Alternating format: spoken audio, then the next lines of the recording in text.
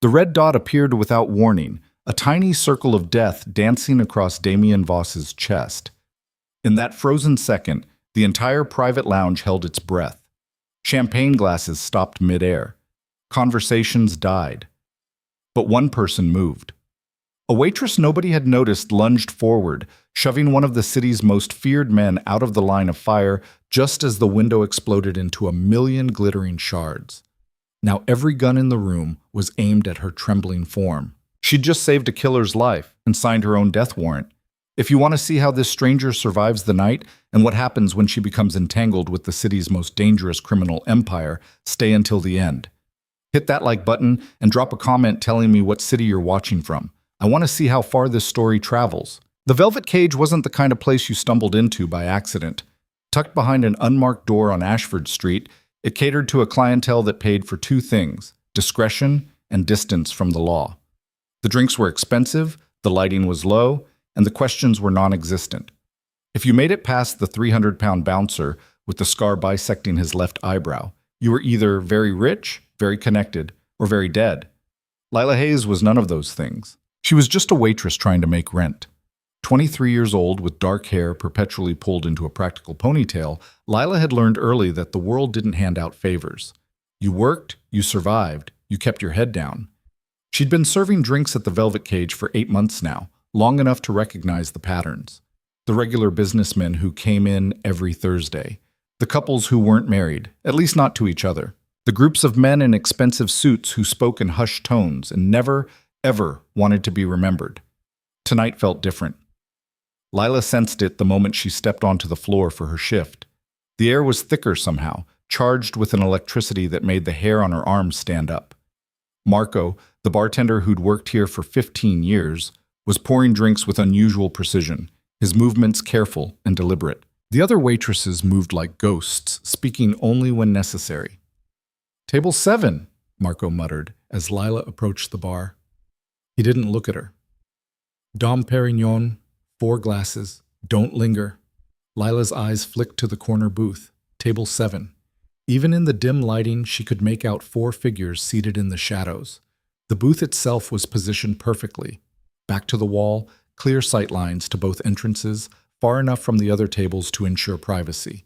Strategic, defensive, dangerous. "Who are they?" Lila asked quietly. Marco's jaw tightened. "People you don't ask about." She loaded the champagne and glasses onto her tray, her mind already cataloging details the way it always did.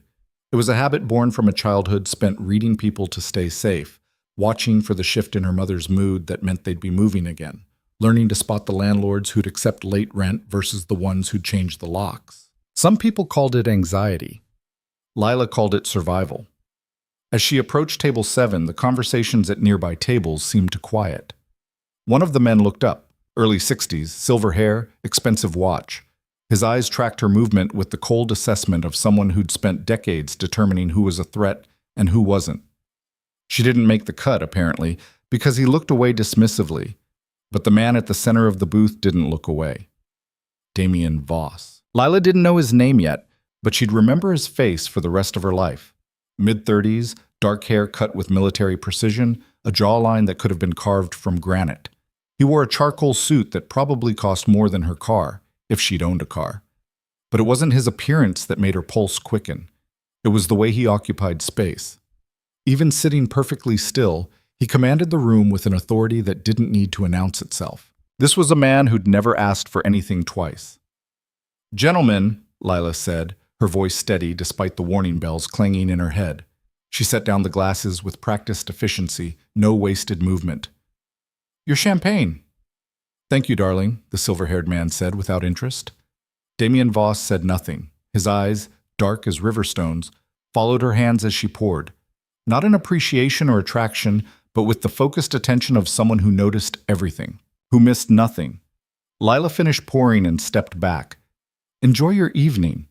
She turned to leave, and that's when she saw it. The reflection in the mirror behind the bar, barely visible, just a glint of movement in the building across the street. Upper floor, 3rd window from the right.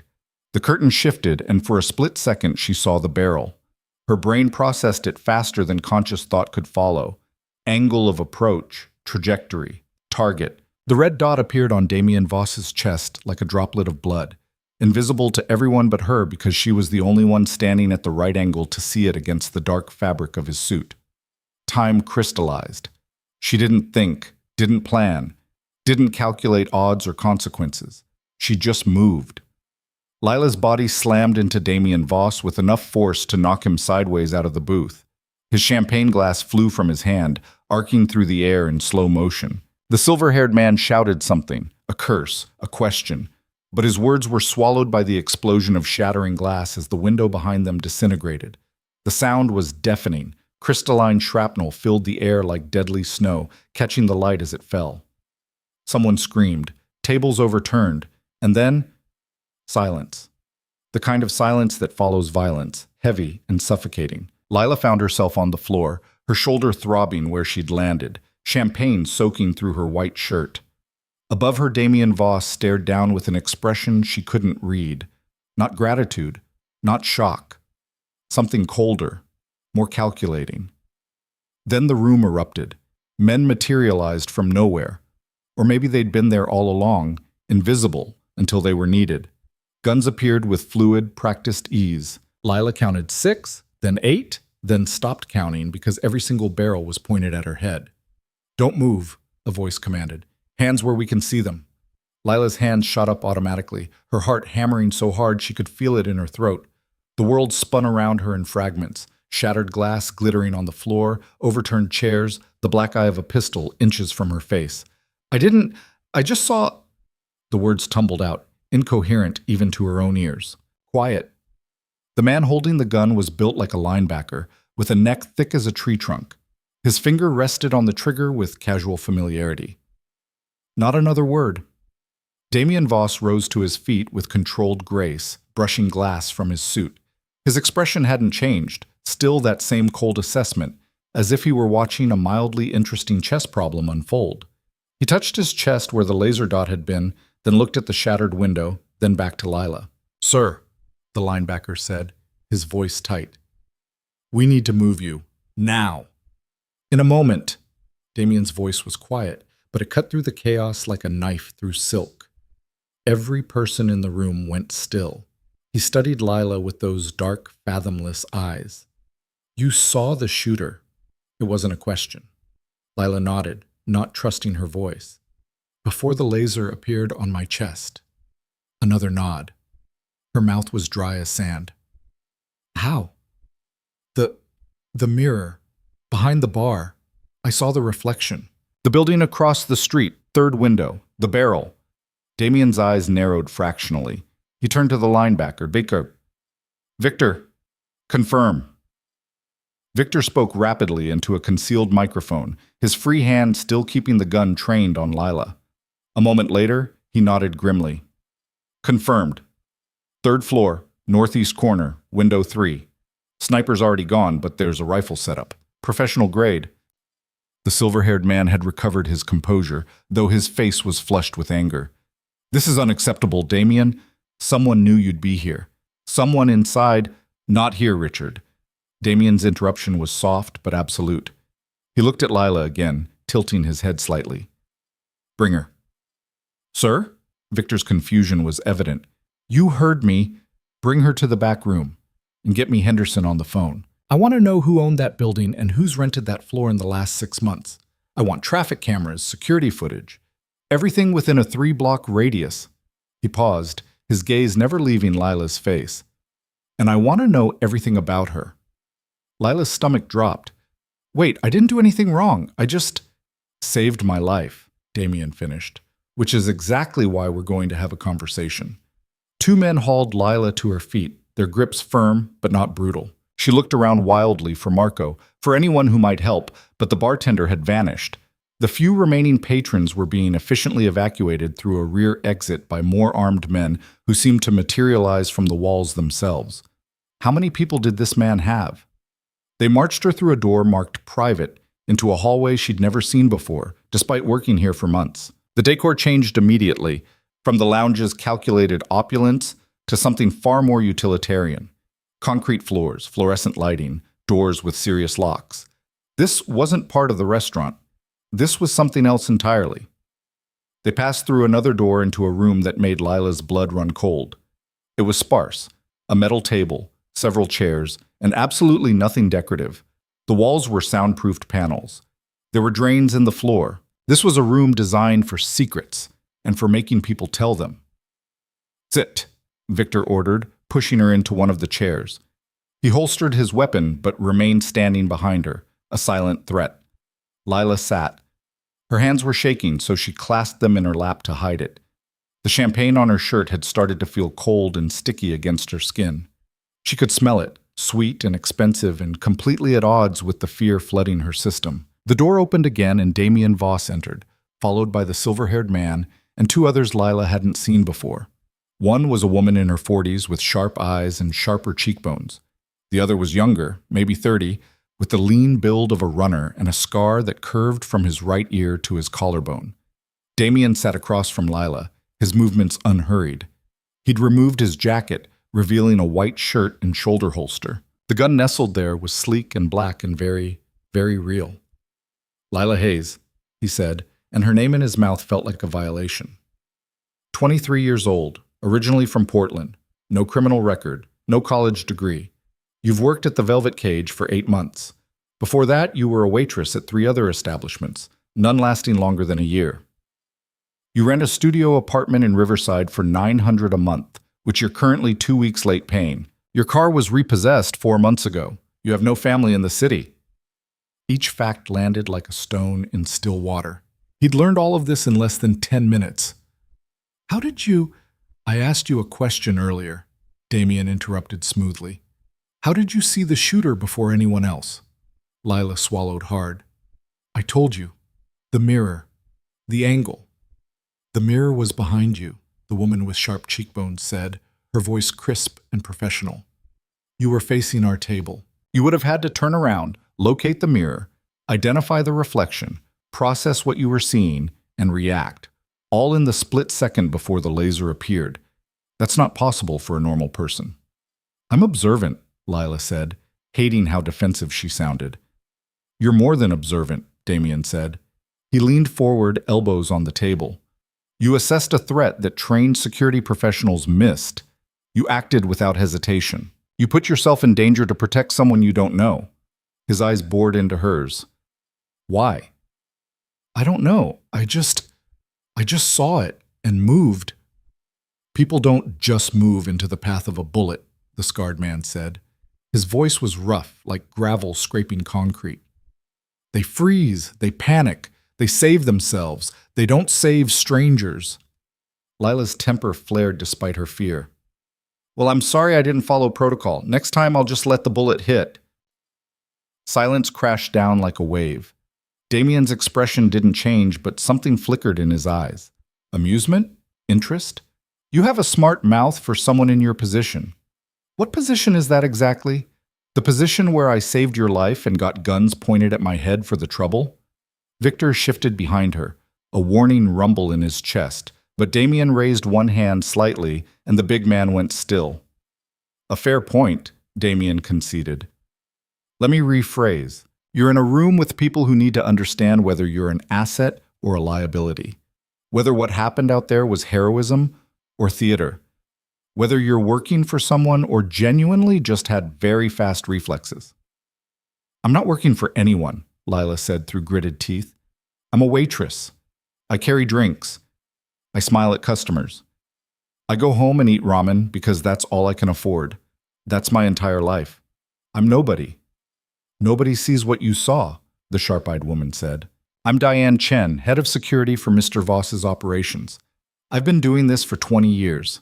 I had 6 people positioned around this room tonight, all trained to spot threats. None of them saw that sniper. But you did." Lila looked at Diane helplessly. "I don't know what you want me to say. I've always noticed things, details. It's just how my brain works. My mom used to say I saw too much, worried too much. I can't turn it off." Damien studied her for a long moment. Then he stood, turning to the window. One-way glass, Lila realized with a chill. Someone on the other side could be watching this whole conversation. "Victor," Damien said quietly, "did we find anything suspicious in her background? Any connections to rival organizations? Any financial transactions that don't add up? No, sir. She's exactly what she appears to be. No hidden bank accounts, no unusual contacts. Her life is simple, almost aggressively normal. Almost, Damien repeated. He turned back to face Lila. Here's what I think happened tonight. I think you have a gift. Call it hypervigilance, call it intuition, call it whatever you want.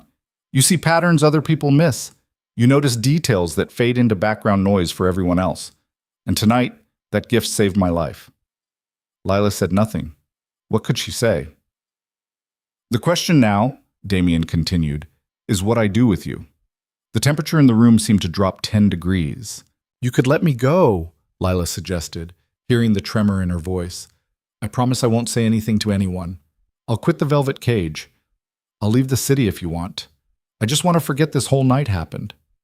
That would be the sensible option, the silver-haired man, Richard, said from his position near the door. Eliminate the variable. Too many people saw what happened. Lila's heart stopped. Eliminate? Richard is being dramatic, Damien said, though his tone suggested he didn't entirely disagree. But he's right about one thing. Too many people saw you tonight. By tomorrow morning, everyone in my organization will know that a waitress pushed me out of the line of fire. Some will think you're a hero. Others will think you're a plant. A few will wonder if you were the distraction while the real attack came from somewhere else. That's insane, Lila breathed. I just saw something and reacted. In my world, Damien said softly, there's no such thing as just anything. Every action has weight. Every decision has consequences. He paused. Someone tried to kill me tonight. Someone who knew exactly where I'd be, at exactly what time, in exactly which booth. That means I have a leak in my organization, a traitor. The word hung in the air like smoke.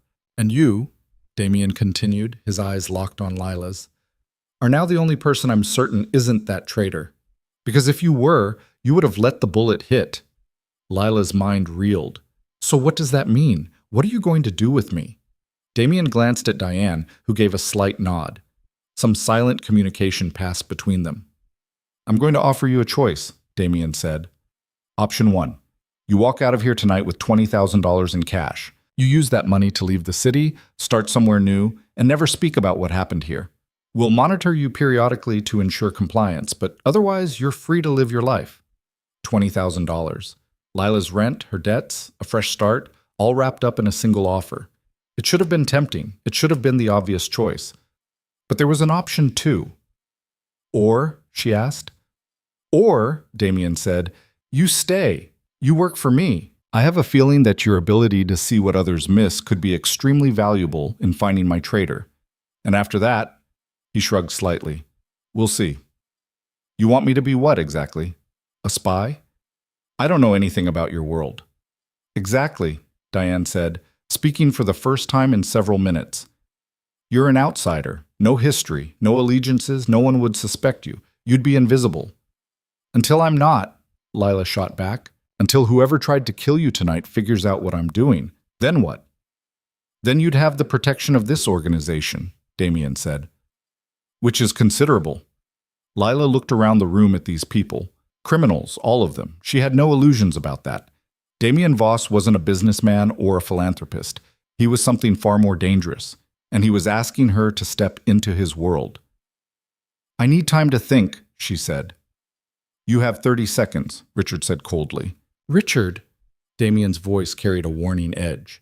He looked at Lila with something that might have been sympathy. I understand this is overwhelming, but time is a luxury neither of us have right now. Whoever sent that sniper will try again, and when they do, I need to know who I can trust. Lila's thoughts raced. $20,000 in safety versus what? Danger? Intrigue?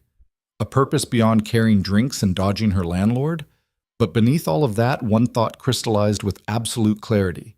If she took the money and ran, she'd spend the rest of her life looking over her shoulder, wondering if Damien Voss would decide she knew too much, wondering if one day she'd see a red dot on her own chest.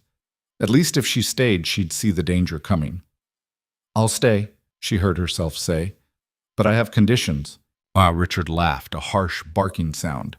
You're hardly in a position to negotiate. Let her speak, Damien said. Lila took a breath. First, I want my rent paid, all of it, including the late fees. Second, I want protection, real protection, not just a promise. Third, if I find your traitor, I want the option to walk away after. Clean, no monitoring, no check-ins, just out. Done, Damien said immediately. Just like that? Just like that. He stood, extending his hand across the table. Welcome to the organization, Miss Hayes. Try not to get yourself killed. Lila stared at his hand, elegant, dangerous, offering both salvation and damnation. Then she reached out and shook it. His grip was firm and warm and absolutely in control. Victor will set you up with a secure phone and brief you on basic protocols, Damien continued, releasing her hand. Diane will handle your security detail. You'll continue working at the Velvet Cage for now. It's good cover. But you'll report directly to me about anything you observe. Anything that seems off, no matter how small. What exactly am I looking for? Patterns, Diane said. People who act differently than usual. Money moving in strange directions. Conversations that stop when you enter a room. You said you noticed details. Prove it. And the sniper? Lila asked. Won't they try again? They will, Damien said calmly. Which is why, as of tonight, you're under 24-hour protection. Wherever you go, someone will be watching. It won't always be obvious, but they'll be there. The reality of what she'd just agreed to crashed over Lila like a wave. Her normal life, her small, safe, predictable life, was gone. She'd traded it for danger and purpose and the dark promise in Damien Voss's eyes. Can I ask you something? She said quietly. Damien nodded. Earlier, when I pushed you out of the way, you didn't look scared or even surprised. Just curious. Like you were watching a science experiment. Why? For the first time that night, Damien smiled. It was a small expression, almost invisible, but it changed his entire face. Because, Miss Hayes, I stopped being afraid of death a long time ago. What interests me now is the people who think they can deliver it. He moved toward the door, then paused. The fact that you noticed that reaction tells me I made the right choice. Get some rest. Tomorrow, your real work begins. He left, taking Richard and the scarred man with him. Only Diane and Victor remained. This is crazy, Lila whispered. I don't know what I'm doing. None of us did when we started, Diane said, her voice gentler than before. But you have something rare. You see the truth of things. In this world, that's more valuable than any weapon. Victor handed her a sleek black phone. This is yours. It's encrypted, untraceable. Mr. Voss's number is already programmed in. If you see anything, and I mean anything, suspicious, you call immediately. No hesitation. Lila took the phone, feeling its weight in her palm. It was heavier than it looked. One more thing, Diane said. That instinct that made you push Mr. Voss out of the way tonight? Trust it. Always. In our world, hesitation kills, but so does recklessness. You need to find the balance. And if I can't? Diane's smile was razor sharp. Then you won't last long enough for it to matter. 2 hours later, Lila stood in her tiny studio apartment staring at her reflection in the bathroom mirror. She looked the same dark hair, same tired eyes, same cheap work shirt now ruined with champagne stains. But something fundamental had shifted. This morning, she'd been nobody. Tonight, she'd saved a killer's life and joined his organization. The phone Victor had given her sat on the edge of the sink, its screen dark and silent. Lila picked it up, scrolling through the single contact. Damien Voss. Outside her window, she caught a glimpse of movement. A figure in a car across the street, watching. Her protection detail. Or her prison guards. Maybe both. Lila thought about the $20,000 she'd turned down. About the normal life she could have had. About all the sensible choices she could have made. Instead, she thought about the red dot on Damien Voss's chest. About the way she'd moved without thinking, without calculating the cost. About how some part of her had known, absolutely known, that this was the moment everything changed. She just hadn't realized how much. Her regular phone buzzed. A text from Marco, the bartender. You okay? Heard there was an incident. You're not fired, but take tomorrow off. We'll talk. Lila almost laughed. Fired. As if that mattered anymore. She typed back, I'm fine, see you soon. Then she turned off the phone and sat on her bed, the encrypted cell clutched in her hands. Tomorrow, she'd step back into the velvet cage. But this time, she wouldn't just be serving drinks. She'd be hunting a traitor. And somewhere out there, the person who'd sent that sniper would be planning their next move.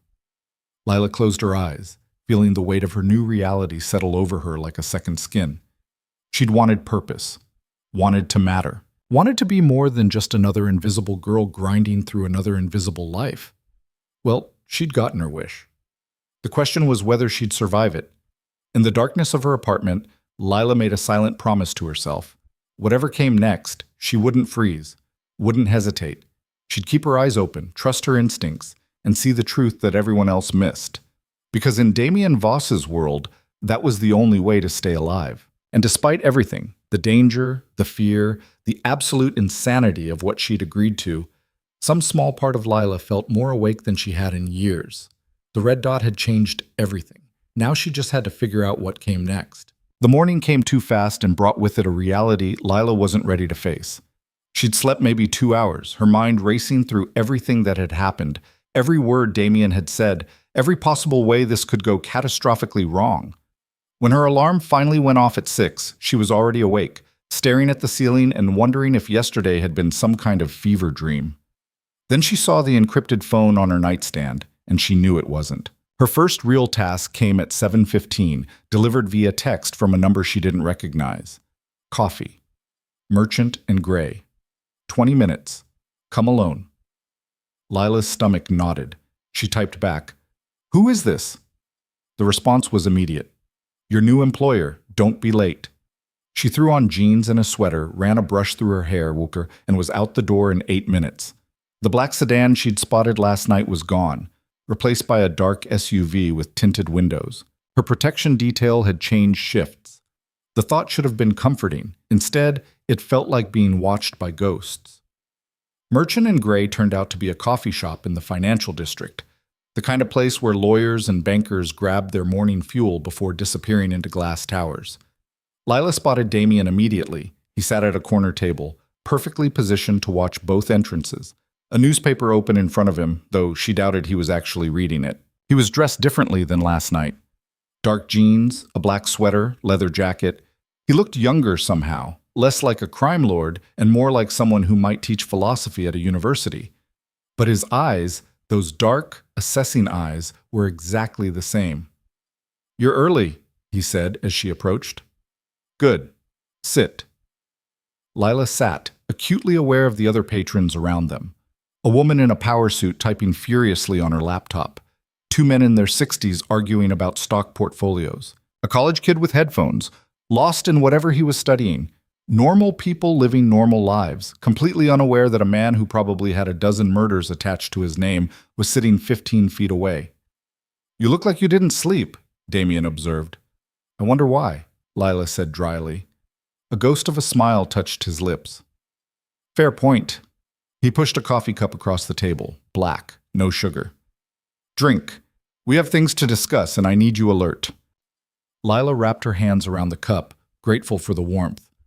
"Why are we meeting here? Why not your office or wherever it is you actually work?" "Because I don't know who's listening in my office.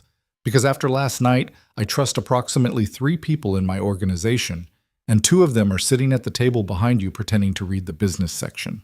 Lila glanced over her shoulder. The 2 older men arguing about stocks. "Of course, that's Marcus and Leonard," Damien continued quietly. "They've been with me for 15 years. They're clean. Everyone else is suspect until proven otherwise." "Even Richard? The silver-haired man from last night?" Something flickered across Damien's face. "Especially Richard.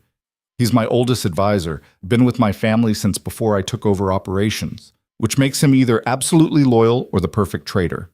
I haven't decided which yet." Lila took a sip of coffee, buying herself time to think. "What exactly do you want from me? You said I'd help find your leak, but I don't know anything about your business.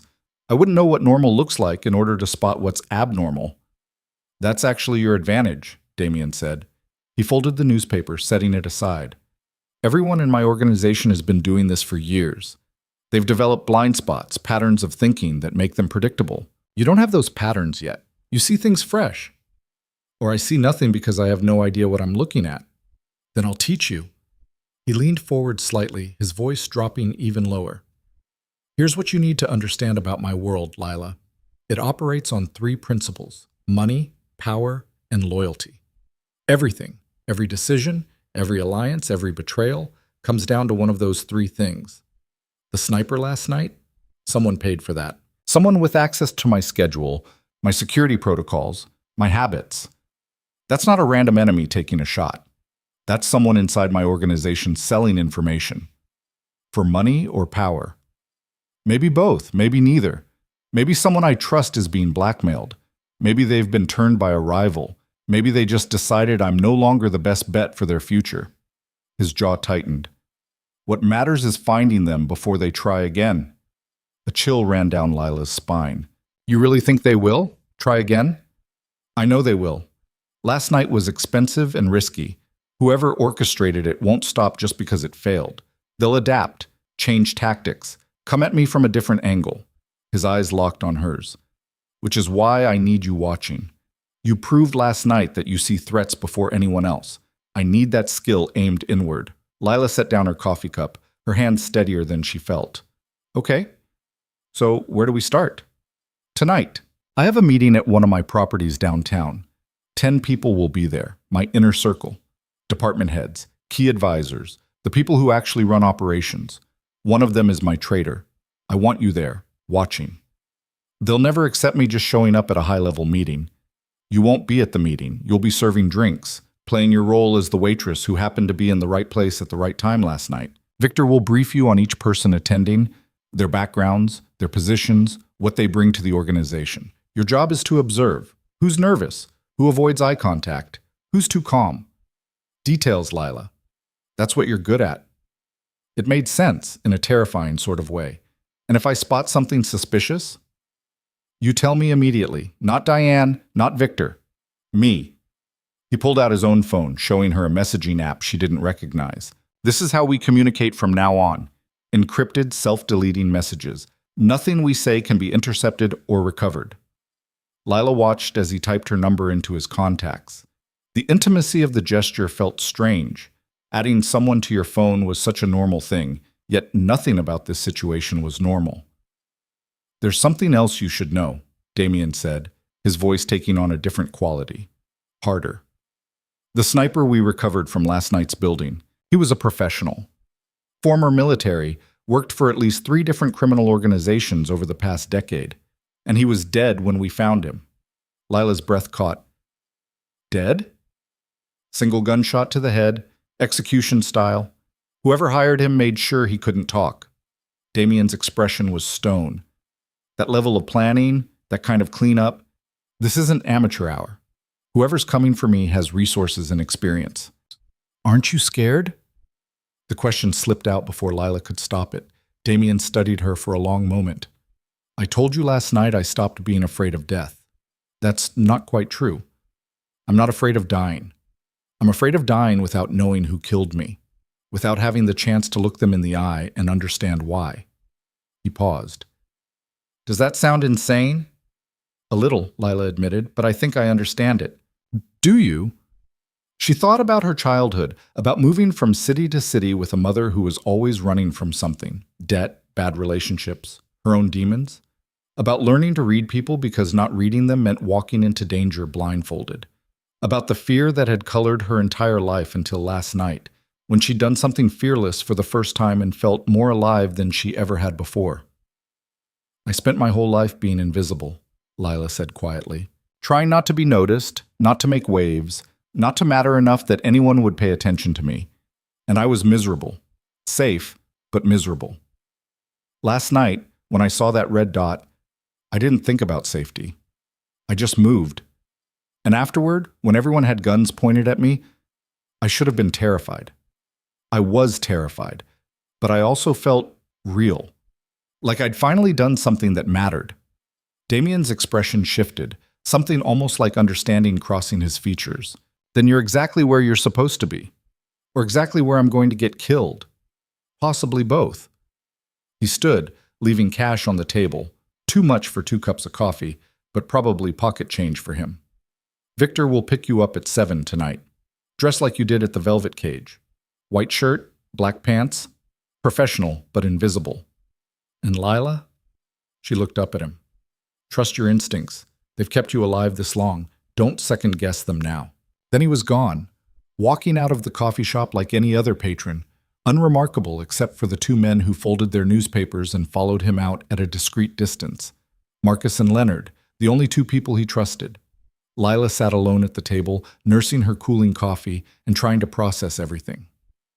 Somewhere in this city, someone was planning Damien's murder. Someone with inside knowledge, professional resources, and enough ruthlessness to execute their own hired killer to cover their tracks. And she was supposed to help catch them. Her phone buzzed, her regular phone this time. A text from her landlord. Receive payment in full plus 3 months advance. Thank you for taking care of this. Lila stared at the message. She'd given Damien her conditions last night. He'd apparently wasted no time fulfilling them. Her rent was paid. She was protected. She was committed. There was no going back now. The rest of the day crawled by in agonizing slowness. Lila returned to her apartment and tried to sleep. Failed, tried to eat. Failed at that too. At 3 in the afternoon, her encrypted phone buzzed with a message from Victor. Briefing materials attached. Study them. No notes, no screenshots. Read and delete. She opened the file and found detailed dossiers on 10 people, complete with photos, backgrounds, and what Victor called operational notes, which Lila quickly realized was code for their roles in Damien's criminal empire. Richard Sterling, age 62, chief advisor, managed legal operations and political connections, former district attorney who'd crossed the line from prosecuting criminals to facilitating them, ruthless but loyal, or so everyone thought. Diane Chen, age 47, head of security, ex-FBI, recruited after she'd been forced out for using questionable interrogation methods. Brilliant strategist with a perfect track record, no known weaknesses. Marcus Webb and Leonard Cross. The two men from the coffee shop, ages 64 and 66 respectively. Enforcers who'd grown into advisory roles.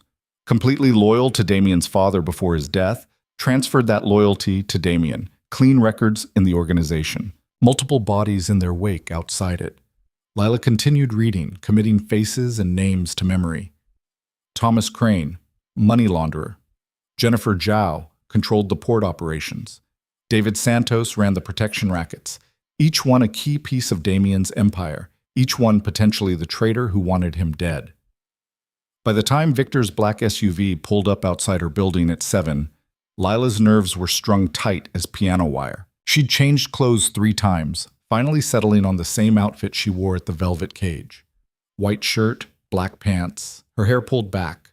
Invisible. Professional. Exactly what Damien wanted. Victor didn't speak during the drive downtown. He just handed her a small earpiece and a pin that looked like decorative jewelry but was actually a camera. "Wear the earpiece under your hair," he said, his voice all business. "If you need to communicate something urgent, touch it twice and whisper. We'll hear you. The pin goes on your collar. It'll give us a view of the room. Don't draw attention to it." Lila fitted the earpiece carefully, grateful her hair was long enough to hide it.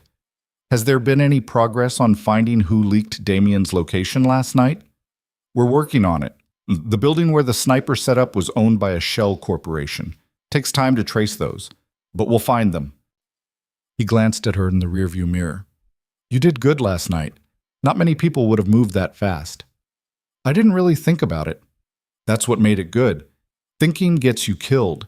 Reacting keeps you alive." They pulled up to a building that looked abandoned from the outside. Broken windows, faded paint, graffiti on the walls. But Lila noticed the security cameras hidden in the deterioration, the reinforced door barely visible in the shadows. This was another one of Damien's properties, dressed up to look like nothing worth noticing. Inside, the deception continued. The ground floor was genuinely abandoned, full of debris and forgotten furniture. But an elevator in the back, new, well-maintained, completely at odds with the decay around it, took them up to the 3rd floor. When the doors opened, Lila stepped into luxury. Hardwood floors, expensive furniture, art that probably cost more than she'd make in 10 lifetimes. Floor-to-ceiling windows overlooked the city, though she noticed the glass was tinted and probably bulletproof. This way, Victor said, leading her to a conference room dominated by a massive table. Place settings were already arranged: 10 seats, crystal glasses, bottles of expensive liquor. Diane appeared from a side door, dressed in a sharp black suit. "You're early. Good. Here's what you need to know. You pour drinks, you clear glasses, you don't speak unless spoken to. Your background decoration. No one will pay attention to you, which is exactly what we want. Questions? What if someone asks me something about last night? Give them nothing. You're shaken up. You don't want to talk about it. Play the traumatized waitress. It's not far from the truth." Diane's expression softened slightly. "You'll do fine. Just watch and listen. That's all we need." The guests started arriving at 7:30. Richard came first, looking distinguished in a navy suit, his silver hair perfectly styled. He nodded to Diane, but didn't acknowledge Lila at all, which suited her fine. Thomas Crane arrived next, nervous energy radiating off him like heat. He kept checking his phone, his fingers drumming against the conference table. Lila filed that away. Nervous could mean guilty, or it could just mean nervous. Jennifer Zhao entered with the kind of confidence that came from knowing you were untouchable. She ran port operations, which meant she controlled what came in and out of the city. Drugs, weapons, people. If it moved through the harbor, she had a hand in it. One by one they gathered, these architects of Damien's empire, settling into their seats with the ease of people who'd done this countless times before. Lila moved among them like a ghost, filling glasses, clearing empty ones, watching everything. Damien arrived last, and the room's energy shifted immediately. Conversation stopped mid-sentence. Postures straightened. All attention focused on him like iron filings drawn to a magnet. "Thank you all for coming on short notice," Damien said, taking his seat at the head of the table. "I assume you've all heard about last night's incident." Murmurs of agreement rippled around the table.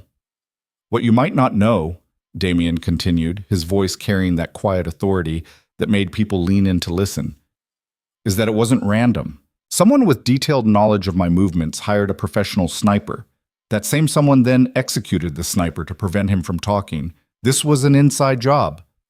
The room erupted, voices overlapping, some angry, some defensive, some demanding answers. Richard raised a hand and the chaos subsided. "Damien, that's a serious accusation. Are you certain? Could it not have been?" "I'm certain," Damien cut him off. "The question isn't whether we have a traitor. The question is who." Lila watched faces as he spoke. Thomas Crane had gone pale. Jennifer Zhao's expression was unreadable. David Santos, the man who ran protection rackets, looked genuinely angry. Marcus and Leonard sat stone-faced, their eyes constantly scanning the room. "I want to know where each of you were yesterday between 4 and 6 p.m., Damien said. "And I want to know who you told about my location at the Velvet Cage." "This is absurd," a woman named Patricia Coleman said. She handled real estate acquisitions. "We're all loyal to you, to this organization." "Loyalty is proven through actions, not words," Damien replied coldly. "So prove it. Account for your time." One by one, they went around the table. Business meetings, phone calls, operational details. Each alibi sounded plausible. Each person seemed genuinely offended by the implication of betrayal. Lila refilled glasses and watched. She noticed Thomas Crane's hand shaking slightly when he spoke. Noticed how Jennifer Zhao never quite made eye contact with Damien. Noticed that David Santos kept glancing at the door, like he was calculating escape routes. But it was Richard who caught her attention most. He sat perfectly still, perfectly composed, his expression sympathetic but controlled. Too controlled. Like a man who'd prepared for this conversation and knew exactly what to say. "Sir," Lila heard Victor's voice in her earpiece, so quiet she almost missed it. Second camera just picked up movement in the stairwell. Someone's here who shouldn't be. Lila's heart rate spiked. She touched her earpiece twice, the signal for urgent communication, and whispered while pretending to adjust glasses on the serving cart. "How many?" "Stand by." Damien was still talking, still interrogating his people, completely unaware. Or was he? Lila saw his eyes flick briefly toward the door, saw his hand move almost imperceptibly toward his shoulder holster. He knew. The door to the conference room burst open and chaos exploded into the carefully controlled space. 3 men in tactical gear flooded through the door, weapons raised, moving with military precision. But Lila's brain had already processed what everyone else was still registering. These weren't random attackers. They wore the same security badges as Damien's own people. They knew the building layout. They'd bypassed every checkpoint to get here. This wasn't an outside threat. This was the inside job manifesting in real time. Down! Victor's voice exploded in her earpiece, but Lila was already moving, not away from the danger like every survival instinct screamed at her to do, but toward it. Toward the pattern she'd seen that no one else had noticed yet. Richard Sterling had shifted in his chair a fraction of a second before the door burst open. Just a slight adjustment of his position, his hand moving to his inner jacket pocket. Not surprised, prepared. "Richard!" Lila shouted, her voice cutting through the erupting chaos. "He knew they were coming!" Everything happened at once. Damien's gun was already drawn, his body moving with the fluid grace of someone who'd survived countless attempts on his life. Marcus and Leonard were up and moving, their weapons appearing like magic. The three tactical operatives opened fire, but they were aiming at Damien's seat, where he'd been sitting, not where he was now. Richard's hand emerged from his jacket holding a small pistol, his face contorted with an emotion that might have been rage or desperation or both. The distinguished advisor, the loyal counselor, the man who'd been with Damien's family for decades, his mask had finally cracked. "You were supposed to be dead already." Richard's voice was raw, nothing like his usual cultured tones. "Last night should have ended this." The conference table erupted in pandemonium. Some of Damien's people dove for cover. Others reached for weapons. Thomas Crane was screaming something incoherent. Jennifer Zhao had somehow produced a gun from somewhere and was aiming it at the tactical team. But Lila's focus narrowed to a single point. Richard's pistol was tracking toward Damien, who was engaged with one of the tactical operatives and hadn't seen the betrayal unfold behind him. She didn't think, didn't calculate, just grabbed the nearest thing, a crystal decanter full of whiskey, and hurled it with everything she had. The heavy glass caught Richard in the temple with a sickening crack. His shot went wide, the bullet burying itself in the ceiling instead of Damien's back.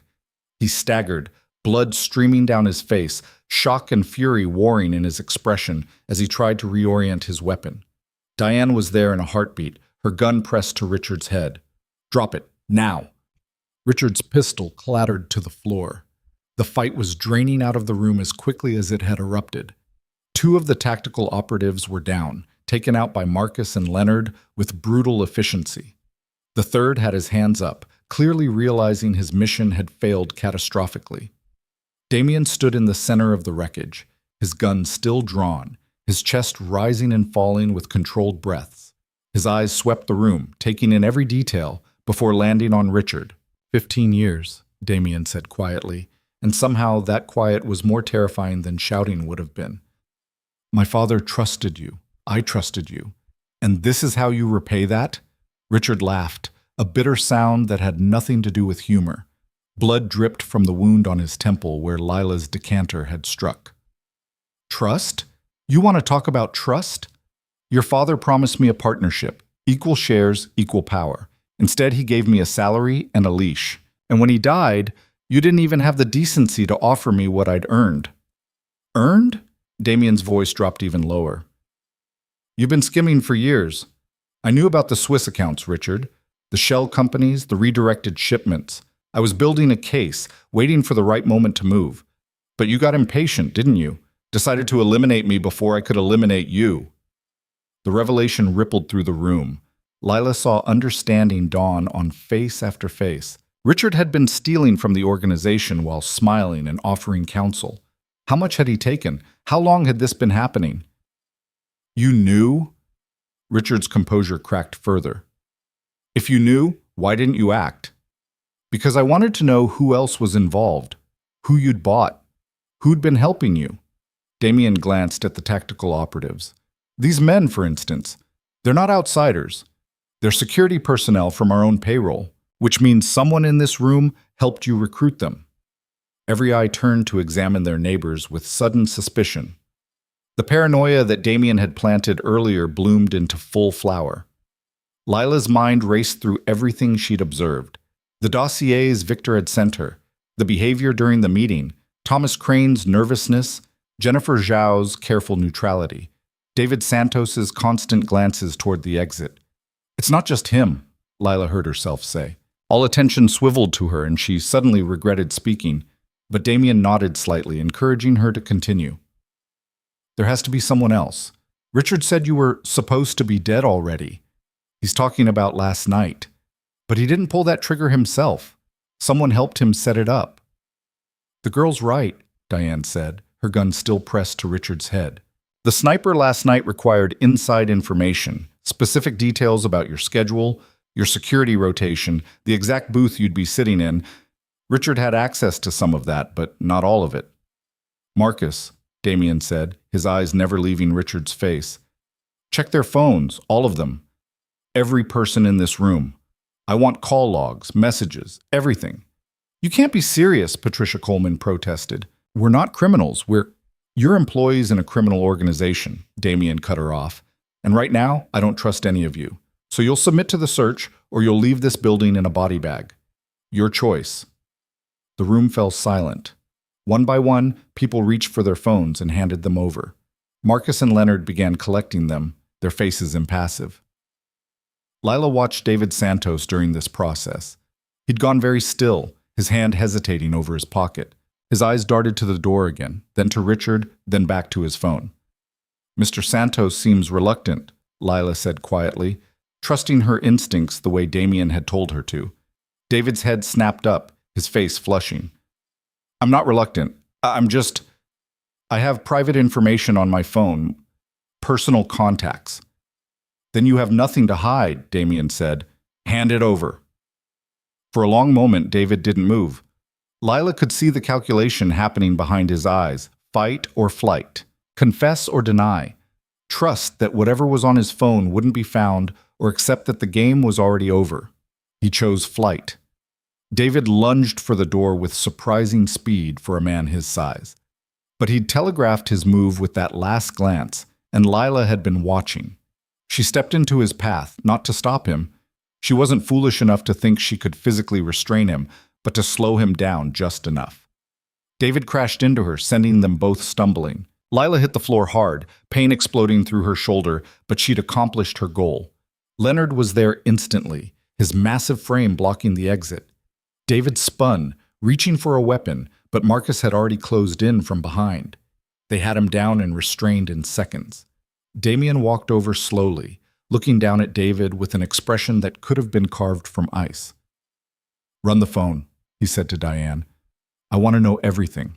Diane pulled a device from her jacket, something Lila didn't recognize, and connected David's phone to it. Numbers and text began scrolling across a screen, faster than Lila could read. Encrypted messages, Diane said after a moment. Deleted but recoverable. Multiple communications with Richard over the past 6 months. And her face hardened. Communication with an external number 30 minutes before the shooting last night, confirming Damien's location at the Velvet Cage. The pieces clicked into place with awful clarity. Richard had planned the assassination, but David had provided the real-time intelligence. The specific location, the exact timing, the security details that made the shot possible. You sold me out for what? Damien asked David, his voice dangerously soft. Money? A bigger cut of operations? A promise from Richard that you'd move up when I was dead? David said nothing, his jaw clenched tight. It was all of it, Richard said, and he was smiling now despite the blood on his face and the gun at his head. I promised him your position, head of security once you were gone. Diane's job, all the power that comes with it. Same deal I offered to others. A new regime, better terms, more opportunity. You're too much like your father, Damien. Too controlling, too paranoid. People are tired of it. Others? Damien repeated. Who else did you recruit? Richard's smile widened. You'll never know. Not all of them. Some are in this room right now, and they're not going to confess just because David got caught. They'll wait. They'll watch. And when the next opportunity comes, they'll take it. The psychological warfare was masterful. Lila could see it working on the people around the table. Suddenly, everyone was looking at everyone else with suspicion. Who else had Richard turned? Who else was waiting for their chance? Damien's expression didn't change, but Lila sensed something shifting in him. A decision being made. You're right about one thing, Damien said to Richard. I am like my father. He built this organization on fear and control. And you know what? It worked. For 30 years, it worked. People stayed in line because they knew the cost of betrayal. He paused. But my father had one weakness. He was sentimental. He kept people around because of history, because of loyalty they'd shown decades ago. He didn't see when that loyalty had rotted away. And you're different? Richard challenged. I'm learning to be. Damien turned to address the room. Here's what's going to happen. Richard and David are going to tell me everything. Every person they approached, every promise they made, every plan they had. And then they're going to disappear. Not killed, that would make them martyrs. Just gone, erased as if they never existed. Their accounts emptied, their property seized, their names forgotten. You think that will stop the others? Richard asked. The ones I turned? They're already in motion. You can't stop what's coming. Maybe not, Damien conceded, but I have something you didn't count on. Something that's already proven more valuable than your entire conspiracy. His eyes found Lila, and she felt the weight of every gaze in the room follow. Her? Richard's laugh was genuine this time. A waitress, that's your secret weapon. A waitress who saw your sniper before my trained security team did, Damien said. Who threw a decanter at your head with perfect timing. Who identified David's guilt before he ran. She's been here less than 24 hours and she's already dismantled your entire operation. Lila felt her face flush. This wasn't what she'd signed up for. Being invisible, watching from the background, that was one thing. Being held up as some kind of hero in front of people who clearly resented her existence was something else entirely. Jennifer Zhao spoke for the first time since the chaos had erupted. With all due respect, boss, she got lucky. Twice. That doesn't make her qualified to root out conspiracies. Luck is what people call pattern recognition they don't understand, Diane said sharply. The girl has instincts. Good ones. Better than some people who've been doing this for years. She's a liability, Thomas Crane said, finally finding his voice. She knows nothing about our operations, our protocols. She could compromise everything. Damien held up a hand, silencing the brewing argument. Here's what I know. Lila Hayes has saved my life twice in 2 days. She's identified 2 traitors that the rest of you missed, and she's done it without agenda, without asking for anything beyond basic security and fair payment. That's more than I can say for some of you. The accusation hung in the air like smoke. So here's what's going to happen next, Damien continued. Diane, take Richard and David to the holding facility.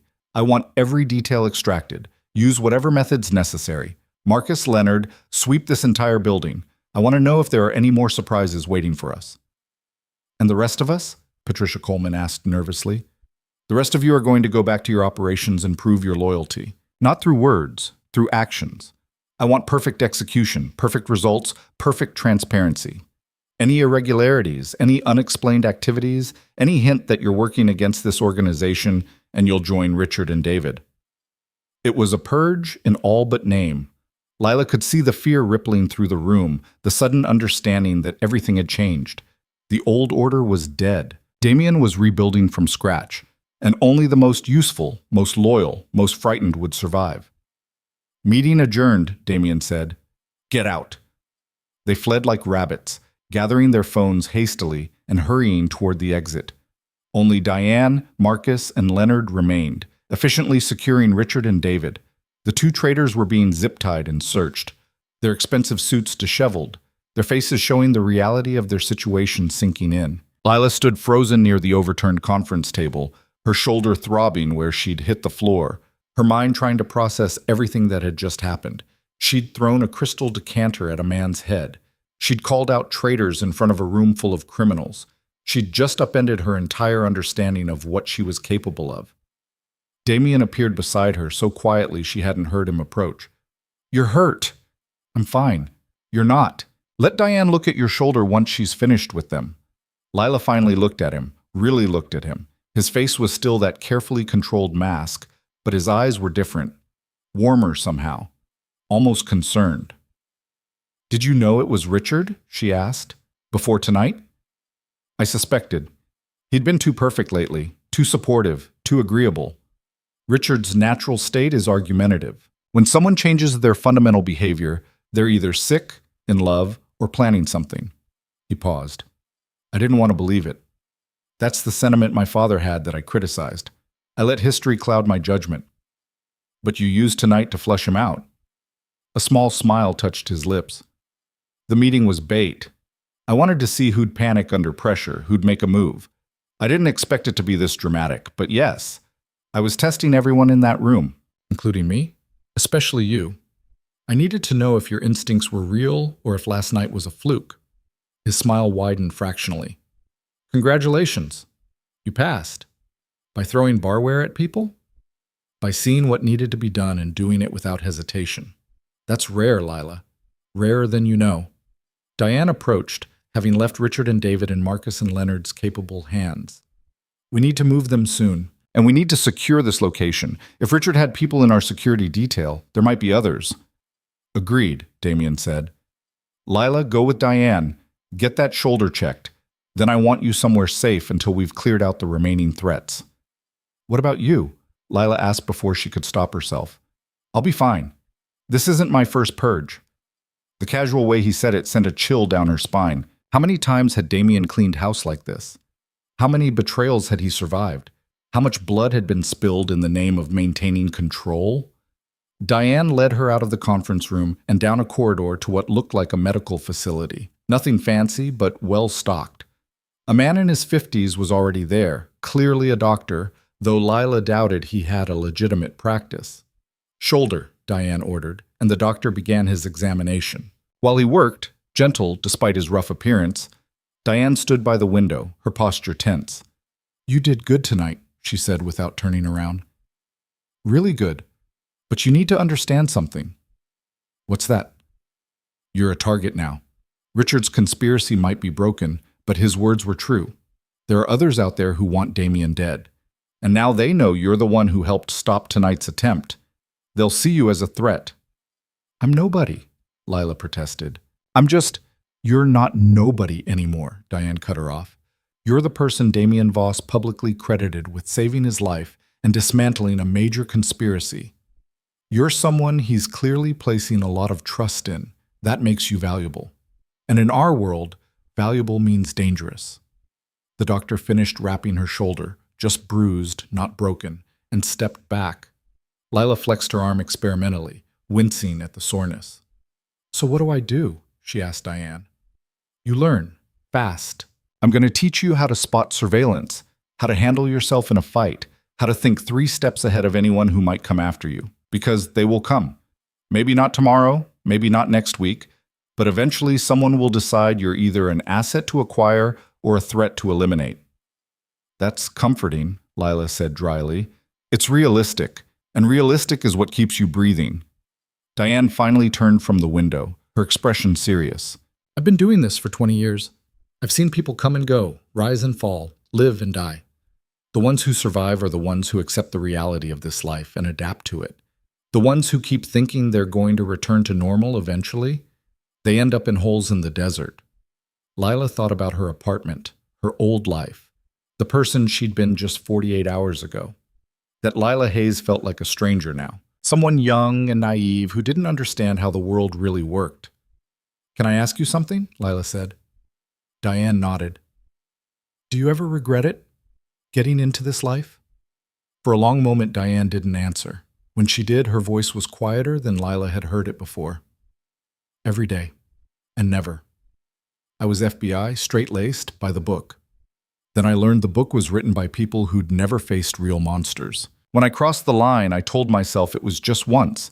Just this one case where the ends justified the means. But there's no such thing as just once. You either walk away completely or you keep walking until you're so far in the dark you can't see the light anymore. That's not encouraging. It's not meant to be. It's meant to be true. Diane's expression softened slightly. But I'll say this. If you have to be in this world, working for Damien is better than most alternatives. He's brutal when he needs to be, but he's also fair. He rewards loyalty and competence. And unlike a lot of people in this business, he actually has a code. Twisted maybe, but it exists. What code is that? He doesn't hurt civilians unless they're actively working against him. He doesn't tolerate drugs being sold near schools. He pays his people well and on time, and he keeps his word. Diane paused. Richard forgot that last part. Damien promised him a comfortable retirement after 30 years of service. He would have honored that if Richard had just waited. But greed and impatience made Richard try to take everything at once. Lila absorbed this, trying to reconcile the man who'd calmly ordered the interrogation of traitors with someone who had ethical boundaries. Her encrypted phone buzzed. A message from Damien. Status? She typed back, shoulders fine, Diane's scaring me with reality checks. His response came quickly. Good. She's excellent at that. Stay with her until I give the all clear. And Lila, thank you. For tonight. For seeing what others missed. Lila stared at the message, warmth blooming unexpectedly in her chest. When was the last time someone had thanked her for anything? When was the last time someone had valued what she could do? Just doing what you hired me for, she typed back. No, you went beyond that. We'll talk tomorrow. Get some rest. The messages deleted themselves after 30 seconds, vanishing like they'd never existed. But the feeling lingered. Diane's phone rang. She answered it, listened for a moment, then nodded. Understood. We're moving now. What's happening? Lila asked. Damien wants you at a safe house until we finish sweeping the organization. There's an apartment in the financial district, high security, everything you need. You'll stay there for the next few days while we root out anyone else Richard might have turned. I can't just disappear. I have... Lila stopped. What did she have? A job she'd already compromised. An apartment that was paid for months in advance. No family, no close friends, nothing tying her to her old life except habit. You don't have anything that can't wait, Diane finished for her. Come on, the car's waiting. They took a service elevator down to an underground garage where a nondescript sedan was idling. The driver was someone Lila hadn't met yet, a woman in her 30s with alert eyes and capable hands. This is Sarah, Diane said. She'll be your primary protection detail for the next few days. Former Secret Service, completely vetted. You can trust her. Sarah nodded politely but didn't speak. She just opened the rear door and waited. Lila climbed in, her body finally starting to register the adrenaline crash from the evening's events. Every muscle ached, her shoulder throbbed, her mind felt like it had been running at full speed for hours and was finally hitting empty. The drive through the city was quiet. Sarah took a circuitous route, clearly checking for tails. Diane sat in the passenger seat, her phone constantly buzzing with updates. Marcus confirms Richard's people in security are being rounded up, Diane said at one point. 5 more arrests so far. We're bleeding the conspiracy dry. How many do you think there are total? Lila asked. Hard to say. Richard was smart. He compartmentalized his recruitment. Most of the people he turned probably don't know about each other. Makes it harder for us to find them all, but also means they can't coordinate a unified response now that he's captured. They pulled into an underground parking structure attached to a gleaming high-rise. Sarah used a key card to access a private elevator that rose swiftly to the 28th floor. The apartment was stunning, floor-to-ceiling windows overlooking the city, modern furniture, a kitchen that looked like it had never been used. It was the kind of place Lila had only seen in magazines, completely divorced from the reality of her normal life. Bedroom's through there, Diane said, pointing. Bathroom stocked. Kitchen has food. Don't go near the windows. They're bulletproof, but still avoid them. Sarah will be posted outside. You need anything, you call her or me. Questions? Lila shook her head, too overwhelmed to formulate coherent queries. Get some sleep, Diane said, her voice gentler. You've earned it. And Lila? Welcome to the inner circle. Very few people ever make it this far this fast. Try not to get yourself killed now that you're here. Then she was gone, leaving Lila alone in a luxury apartment that felt more like a cage than a sanctuary. She walked slowly to the windows, careful not to get too close, and looked out at the city spread below. Somewhere out there, Richard and David were being interrogated. Somewhere, Damien was consolidating his power and hunting remaining traitors. Somewhere, people were making decisions that would ripple through criminal empires and ordinary lives alike. And somehow, impossibly, Lila was now part of that world. She touched her shoulder where the doctor had wrapped it, feeling the ache beneath the bandages. Real pain from a real fight. She'd been hurt before. Life had dealt out plenty of bruises, but never like this. Never from throwing herself into danger rather than away from it. Her encrypted phone buzzed one more time. Another message from Damien. Sleep well. Tomorrow, we rebuild. Lila typed back, "What if there are more traitors tomorrow?" His response was immediate. "Then we'll find them too, together." The word hung there on her screen before the message deleted itself. Together. Like she was actually part of this, not just a temporary asset or a convenient tool. Like she mattered. Lila made her way to the bedroom and collapsed onto a bed that was far too comfortable for someone who usually slept on a 20-year-old mattress in a studio apartment. She should have been terrified, should have been planning her escape, counting the money she'd need to disappear completely. Instead, she fell asleep thinking about pattern recognition and crystal decanters and the look in Damien Voss's eyes when he'd thanked her. Tomorrow would bring new dangers, new challenges, new opportunities to prove herself or fail spectacularly. But for tonight, she'd survived. She'd seen the truth when others missed it. She'd acted when hesitation would have cost lives. And in a world where hesitation meant death, that made all the difference. The morning light hit Lila's face through the floor-to-ceiling windows. And for a disorienting moment, she couldn't remember where she was. The bed was too soft, the room too large, the silence too complete. Then memory crashed back. Richard's betrayal, David's flight, the crystal decanter connecting with flesh and bone, Damien's dark eyes watching her with something that might have been respect. Her encrypted phone showed 3 messages, all from Damien, all time-stamped within the last hour. Richard talked. Names, dates, transactions. The conspiracy was bigger than we thought. Meeting at noon, my personal office. Diane will bring you. Wear something professional. Today you stop being invisible. Lila read the last message twice, her stomach nodding. Stop being invisible. That had been her survival strategy for 23 years. Blend in, stay quiet, don't attract attention. Now Damien was asking her to do the exact opposite. She found clothes in the apartment's closet, clearly purchased for her, in her exact size, which should have been creepy but somehow just felt efficient. A charcoal pantsuit that fit perfectly, a cream blouse, shoes that were comfortable and expensive. Someone had studied her measurements and style with the same precision they'd probably used to plan an assassination. Sarah was waiting in the hallway when Lila emerged at 11:30, looking exactly as alert as she had the night before. Either she didn't sleep or she was incredibly good at hiding exhaustion. "Morning," Sarah said, her first actual words to Lila. Her voice was crisp, professional. "Diane's downstairs. Building's been swept twice overnight. We're clear." They took the private elevator down to where Diane waited beside a different car than last night. A sleek black Mercedes with windows tinted almost to opacity. Diane looked Lila up and down, nodding approval. "Good. You clean up well." She opened the rear door. "Get in. We have a lot to cover before the meeting." Once they were moving through downtown traffic, Diane pulled out a tablet and brought up what looked like an organizational chart. Names, photos, connecting lines showing relationships and hierarchies. Lila recognized some faces from last night's meeting. Richard's interrogation confirmed 12 people directly recruited to his conspiracy, Diane said without preamble. 5 in security, 3 in logistics, 2 in financial operations, and 2 in political connections. We've arrested 9 so far.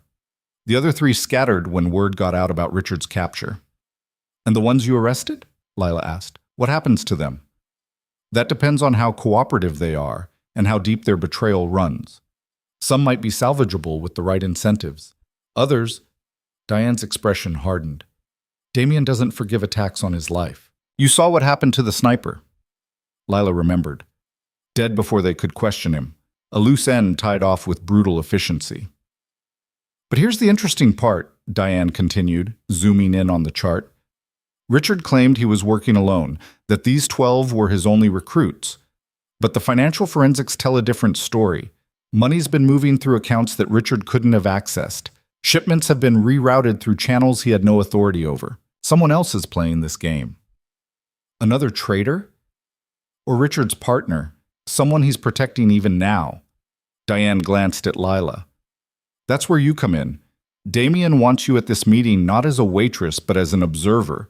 He's gathering the remaining department heads, everyone who wasn't directly implicated in Richard's conspiracy. And he wants you to watch them the way you watched last night. He's using me as a lie detector. More like a truth detector. You see patterns, remember? Behavioral tells that most people miss. If someone in that room is Richard's partner, they'll give something away. A reaction, a hesitation, something. Lila's mouth went dry. And if I'm wrong? If I accuse someone who's actually innocent? Then Damien will verify before acting. He's not going to execute people based solely on your instinct, but your instinct will tell him where to look, who to investigate more closely. Diane paused. This is what you signed up for, Lila. This is the job.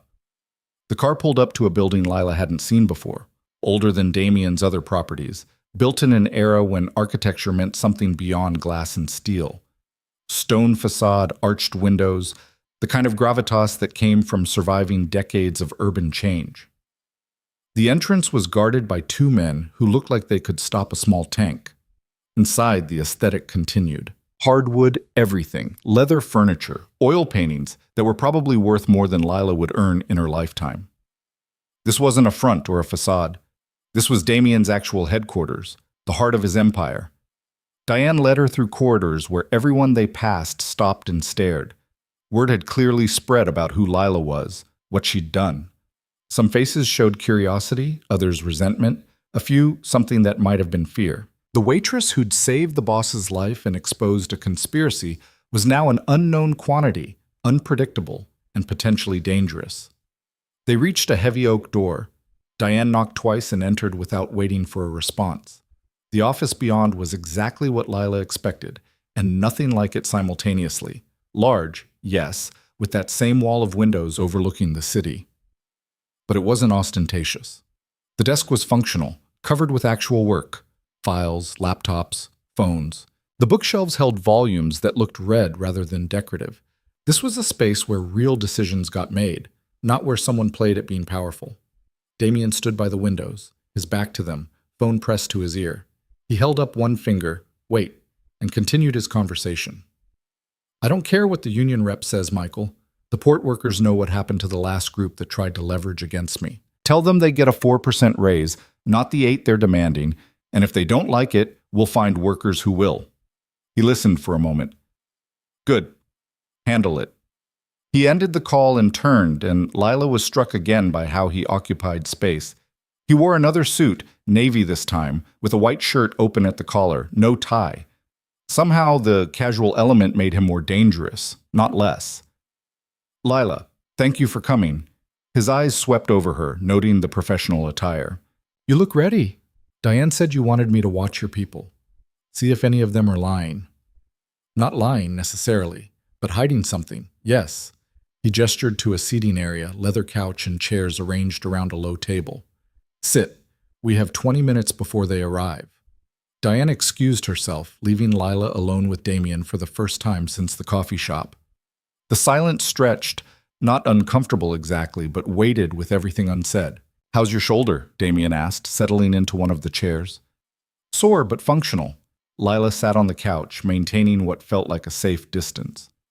Diane says Richard's interrogation revealed more conspirators than you expected. 12 confirmed, possibly more we haven't found yet. Richard was more ambitious than I gave him credit for. Something dark flickered across Damien's face. My father used to say that the best traitors are the ones who've been loyal the longest. They know all your patterns, all your weaknesses. They know exactly where to strike. You blame yourself for not seeing it sooner. It wasn't a question, and Damien's slight smile acknowledged that. I do. I should have moved on him months ago when the financial irregularities first appeared, but I wanted proof, wanted to be certain. That hesitation almost cost me everything. But it didn't. You're still here. Because a waitress I'd never met saw a reflection in a mirror and decided to act. He leaned forward, elbows on his knees, his gaze intense. Do you understand how rare that is? How most people, even trained professionals, would have frozen or run or convinced themselves they were seeing things. You moved. No hesitation, no second guessing. Just action. Lila felt heat creep up her neck. I didn't think about it. If I had, I probably wouldn't have done it. Exactly. That's instinct. That's what I need. He paused. The people coming to this meeting are the ones who run my organization day to day. Logistics, operations, financial management, political connections. After last night's purge, they're all nervous. They know positions just opened up, that there's opportunity for advancement if they prove themselves loyal. They also know that any misstep could make them the next Richard. So they'll be on their best behavior, which is when people reveal the most. When they're trying too hard to appear normal, they often overcorrect. Watch for that. Watch for anyone who seems too rehearsed, too eager to please, too quick to condemn Richard and David. A knock at the door interrupted them. Diane returned, followed by Victor and 3 others Lila recognized from her briefing materials. They filed in silently, arranging themselves around the office with the practiced efficiency of people who'd done this many times before. Over the next 10 minutes, more arrived. Lila counted 15 total, men and women of various ages, all dressed in business attire, all carrying the same tension in their shoulders. They knew this meeting was important, they just didn't know exactly how important. When the last person arrived, Damien stood and everyone fell silent immediately. "Thank you all for coming on short notice," he began, his voice carrying that quiet authority that made people lean in. "By now you've all heard about Richard and David, about the conspiracy they led against this organization, against me personally." Heads nodded. A few people murmured agreement. What you might not know is the full scope of their betrayal. 12 people total recruited to actively work against us. $5 million embezzled over 3 years. 3 major shipments redirected to competitors. And an assassination attempt that came within inches of succeeding. The room's temperature seemed to drop. Lila watched faces, noting reactions. Most showed appropriate shock and anger. A few looked genuinely sick at the scale of the betrayal. But one woman, Helen Graves, according to Lila's mental notes, head of political operations, looked almost satisfied. No, not satisfied. Vindicated. Like she'd suspected something all along and was pleased to be proven right. "I'm telling you this because transparency is important," Damien continued. "You need to understand what we're dealing with. But more importantly, you need to understand what happens next. This organization is being rebuilt from the ground up. New protocols, new oversight, new consequences for anyone who thinks they can operate outside my authority." He let that sink in before continuing.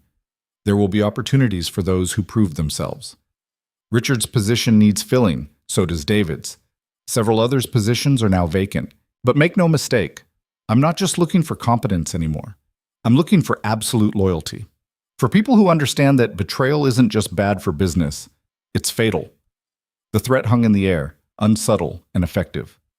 "Now," Damien said, his tone shifting slightly, becoming almost conversational, "I want each of you to tell me about your departments, what's working, what's not, what you need from me to do your jobs better.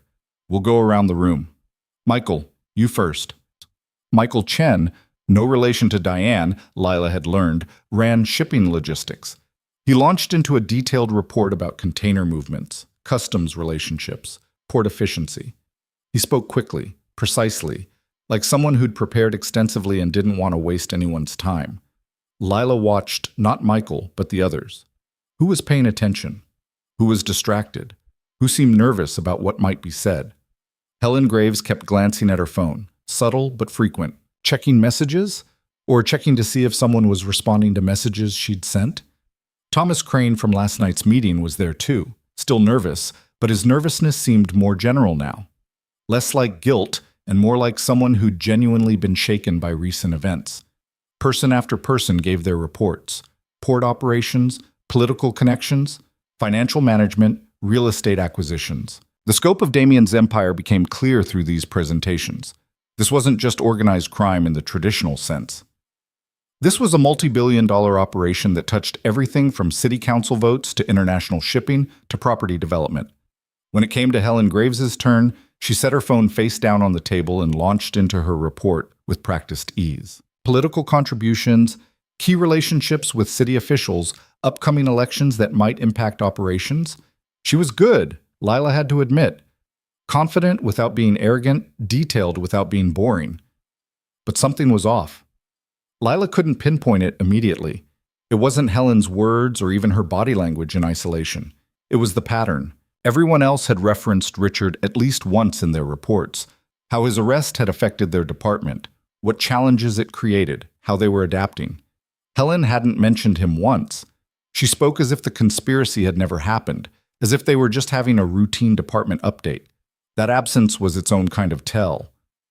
Lila caught Damien's eye briefly, then glanced meaningfully at Helen. He gave the tiniest nod, acknowledging her signal. When Helen finished her report, Damien asked casually, "And how has Richard's arrest affected your political relationships? I imagine some of our city council connections are nervous about continued association." Helen didn't miss a beat. "Some initial concern, yes, but I've been managing it, reassuring people that Richard was an isolated incident, that our operations remain stable. Most of our political friends understand that loyalty to this organization is financially rewarding." "I'm sure it is," Damien said. "Did Richard ever approach you about his plans, try to recruit you to his conspiracy?" The question landed like a bomb. Everyone in the room went still. Helen's composure cracked for just a fraction of a second, a flash of something in her eyes that might have been panic before she smoothed it away. "No, never. If he had, I would have reported it immediately." "Of course you would have," Damien said smoothly. "Just curious. He approached a lot of people, apparently. Victor, did Richard mention Helen during his interrogation?" Victor, standing by the door, checked his tablet. "No specific mention, sir, though the interrogation is still ongoing." Lila watched Helen's hands. They'd been resting calmly on the table. Now they were clasped together, knuckles slightly white. Tension she was trying to hide. "Helen," Damien said, his voice deceptively gentle, "can I see your phone for a moment?" The room's atmosphere shifted instantly from tense to electric. "My phone?" Helen's smile was strained. "Why would you need—" "Because I'm asking. And because right now, everyone in this organization is subject to verification. You just said you'd report anyone who approached you about conspiracy. I'm simply verifying that claim." Helen's face flushed. "This is ridiculous. I've been loyal to this organization for 8 years. I've delivered election after election, relationship after relationship, and now you're treating me like a criminal because some waitress gave you a look?" The mask was slipping.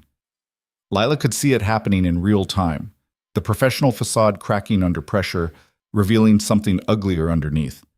"The waitress has a name," Damien said, his voice cooling several degrees. "And she's proven more valuable in 3 days than some people have in 8 years. Now give me your phone, Helen, or walk out of this building and never come back." "Your choice." Helen's jaw clenched. For a long moment she didn't move. Then, with jerky motions, she picked up her phone and handed it across the table. Damien passed it to Victor without looking at it. "Run it. Full forensics. I want to know everyone she's been in contact with for the last 6 months." "You can't do this," Helen said, her voice rising. "I have rights. You have exactly what I give you." Damien cut her off.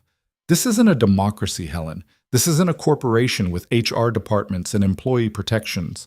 This is my organization, and you work for me. When I say jump, you don't ask why. You ask how high." The brutal honesty of it silenced whatever Helen had been about to say. She sat back in her chair, her face pale, watching Victor work on her phone. The rest of the room had gone absolutely quiet. Everyone was watching this confrontation unfold, understanding that how Helen handled the next few minutes would determine whether she walked out free or in custody. Victor's expression darkened as he scrolled through data. "Sir, encrypted messages, same app Richard and David were using." "Recent?" Damien asked. "Last message was sent 15 minutes before this meeting, to an unknown number." Victor's voice was flat, professional, but Lila could hear the anger underneath. Message reads, "Meeting starting, will update after." Helen had gone from pale to ashen. "Who were you reporting to?" Damien asked, and now there was no gentleness in his voice at all, just cold, hard authority. "Who's on the other end of those messages?" "I don't know what you're talking about. That could be anyone, a friend." "Don't lie to me." Damien stood, and the movement made everyone tense. "You were updating someone about this meeting, someone who wanted to know what happened here. Who was it?" Helen's hands were shaking now. She looked around the room as if searching for allies and finding none. Everyone had pulled back from her, distancing themselves from the contamination of betrayal. "It wasn't supposed to go this far," Helen said finally, her voice barely above a whisper. "Richard just wanted information. Political contacts, who we could leverage, who might turn against you. Just information. I didn't know about the assassination attempt. I swear I didn't know. But you knew you were betraying me, Damien said.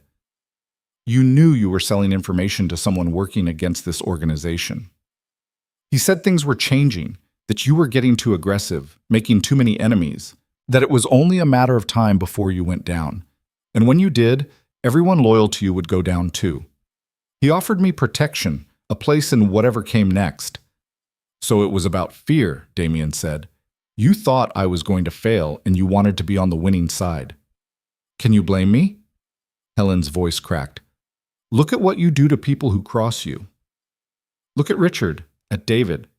I've seen what happens in your interrogation rooms, Damien. I've seen the bodies that wash up in the river. I didn't want to be one of them. Then you should have stayed loyal. Loyalty is the only real protection in this world. Damien turned to Victor. Take her to the same facility as Richard and David. I want to know who she was reporting to and what information she's already given them. No! Helen surged to her feet, but Victor was already there, his massive hand clamping on her shoulder and forcing her back down. Please, I'll tell you everything. I'll cooperate. Just don't. You'll cooperate either way, Damien said. The question is whether you do it the easy way or the hard way. That's your only remaining choice. 2 more security personnel appeared from somewhere, flanking Helen's chair. She looked between them with wild eyes, finally understanding that there was no talking her way out of this. As they escorted her from the office, her dignity crumbled completely. She was crying, pleading, promising anything if they'd just let her go. The door closed on her desperate pleas, cutting them off like a switch. The remaining people in the room sat frozen, staring at the space where Helen had been. Damien returned to his position by the windows, his back to the room for a moment. When he turned around again, his expression was controlled, but Lila could see the fury simmering beneath the surface. Let Helen be a lesson, he said quietly. I don't punish mistakes. I punish betrayal. If you're in over your head, if you're struggling with your responsibilities, if you need help, come to me. I'm reasonable about operational challenges. What I'm not reasonable about is deceit. Sir, a woman named Patricia who handled real estate spoke up nervously. How did you know about Helen? Was it really just the phone checking? Damien's eyes found Lila. It was observation, paying attention to patterns that most people miss. Helen made a critical error. She tried too hard to act normal. Everyone else in this room mentioned Richard's arrest and how it affected their operations. Helen pretended it hadn't happened at all.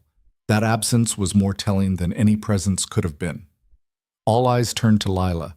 She felt the weight of their assessment, their recalculation of who she was and what she represented. This is Lila Hayes, Damien continued. Some of you met her last night. The rest of you have heard about her by now. She saved my life twice and identified 3 conspirators in as many days. Going forward, she'll be working directly with me on internal security and operational oversight. You'll treat her with the same respect you'd show Diane or Victor. Any questions? No one spoke. They wouldn't dare. Good. This meeting is adjourned. Get back to your departments, and remember, I reward loyalty and competence. Demonstrate both, and you'll prosper. Demonstrate neither. He let the sentence hang. They filed out quickly, most avoiding eye contact with either Damien or Lila. Within minutes, the office was empty except for Damien, Diane, Victor, and Lila herself. 3 for 3, Diane said, a note of impressed approval in her voice. You're batting 1,000. Helen was scared, Lila said quietly. She really didn't know about the assassination. She thought she was just hedging her bets, staying connected to both sides in case things went bad. That's what makes her dangerous, Damien said. People who betray out of malice I can understand. People who betray out of fear or greed or ambition, they'll do it again the second they feel threatened. Helen had to go regardless of her intentions. Lila thought about Helen's face as security led her away, the terror in her eyes. 3 days ago, that could have been her, caught up in something beyond her understanding, making desperate choices that only made things worse. You're thinking too much, Damien observed. I can see it in your face. I'm thinking about how thin the line is, between being useful and being a liability, between being protected and being a target. The line isn't thin at all, Damien said. It's very clearly marked. As long as you're honest with me, as long as you use your skills in service of this organization rather than against it, you're protected. The moment you cross that line, the moment you become what Helen became, everything changes. Is that supposed to be comforting? It's supposed to be clear. I don't deal in comforting lies, Lila. I deal in uncomfortable truths. The truth is, you're safer now than you've ever been in your life because you're valuable to me and you're honest. Those two qualities together are rare and precious. Victor's phone buzzed. He checked it, then looked at Damien. Richard's asking to speak with you. Says he has more information, but he'll only give it directly to you. Of course he does. Damien's jaw tightened. He's trying to leverage whatever knowledge he has left into better treatment. Did he say what the information is? Just that it's about someone high up in the organization, someone we haven't suspected yet. The implications hung heavy in the air. 3 conspirators caught, but Richard claimed there was someone else, someone even closer to Damien than the others had been. I'll go talk to him, Damien said. Diane, Victor, come with me. Lila, I'm coming too, she said before he could finish. Damien raised an eyebrow. This isn't going to be pleasant. Richard's interrogation has been thorough. What you'll see, I know what I'll see. People in pain, people being broken down to get information. I'm not naive enough to think this is all boardrooms and business meetings. Lila met his gaze steadily. If I'm really part of this organization, if you really want me working internal security, then I need to see all of it, not just the parts you think I can handle. For a long moment, Damien studied her face. Then he nodded slowly. All right, but understand, once you see what happens in those rooms, you can't unsee it. The illusion that this is just business, just strategy and analysis dies. You'll know exactly what kind of organization you're part of. I already know, Lila said. I've known since the moment I saw a man executed to cover up a conspiracy. I'm not looking for illusions. I'm looking for truth. Damien's expression shifted into something Lila couldn't quite read. Respect? Recognition? Whatever it was, it felt like a door opening between them. Then let's go find some truth. They took an elevator down, way down, below the parking levels, into a basement that Lila hadn't known existed. The walls here were concrete, the lighting harsh and industrial. This was the foundation of Damien's empire, literally and figuratively. The place where difficult problems got resolved and uncomfortable questions got answered. The interrogation facility was exactly what Lila expected, and somehow worse. Soundproofed rooms with reinforced doors. Medical equipment that it could sustain life or cause pain depending on how it was used. The smell of disinfectant trying and failing to cover something more primal. Richard was in the 3rd room, strapped to a chair that bolted to the floor. He looked nothing like the distinguished advisor from 2 nights ago. His silver hair was matted with sweat, his expensive suit replaced by a gray jumpsuit, his face bearing the marks of professional interrogation, bruises in places designed for maximum pain but minimum permanent damage. When he saw Damien enter, something flickered in his eyes. Hate, yes, but also a desperate kind of hope. Damien, Richard's voice was hoarse. Finally, I was beginning to think you'd just leave me down here to rot. The thought crossed my mind, Damien said, pulling up a chair and sitting just out of Richard's reach. But Victor tells me you have more information, something important enough that you'll only tell me directly. Richard laughed, a wet, painful sound. Still so arrogant, still thinking you're 3 steps ahead of everyone. That's what's going to kill you eventually. Maybe, but not today. So talk. Who else is working against me? Richard's eyes slid past Damien to Lila, standing in the doorway. The girl again, your new favorite pet. She's smarter than she looks, I'll give her that. Smarter than most of your so-called security professionals. Don't change the subject, Damien said coldly. You claimed you have information. Give it to me or I walk out and you get another session with the people who've been asking you questions the hard way. Fear flashed across Richard's face. Whatever had happened during his interrogation had genuinely broken something in him. There's someone else, Richard said finally. Someone who helped plan everything from the beginning. Someone so close to you that you've never suspected them, never even considered the possibility. Damien went very still. Who? First, I want guarantees, prison instead of whatever hole you're planning to dump me in. Medical care. Protection from anyone who might want revenge for the conspiracy failing. You're not in a position to negotiate. I'm in the only position that matters. I have information you need, and no one else can give you. Not Helen, not David, not any of the others. Just me. So you'll give me what I want, or you'll spend the rest of your life wondering who's still working against you. Lila watched this exchange, her mind racing through possibilities. Who was close enough to Damien to be above suspicion? Who had the access and knowledge to help Richard plan an assassination? Diane. Victor. Marcus. Leonard. Even Lila herself, though that was absurd since she'd only been involved for 3 days. Give me the name first, Damien said. Then we'll talk about arrangements. Give me the guarantee first, signed, witnessed, legally binding. Damien stood abruptly.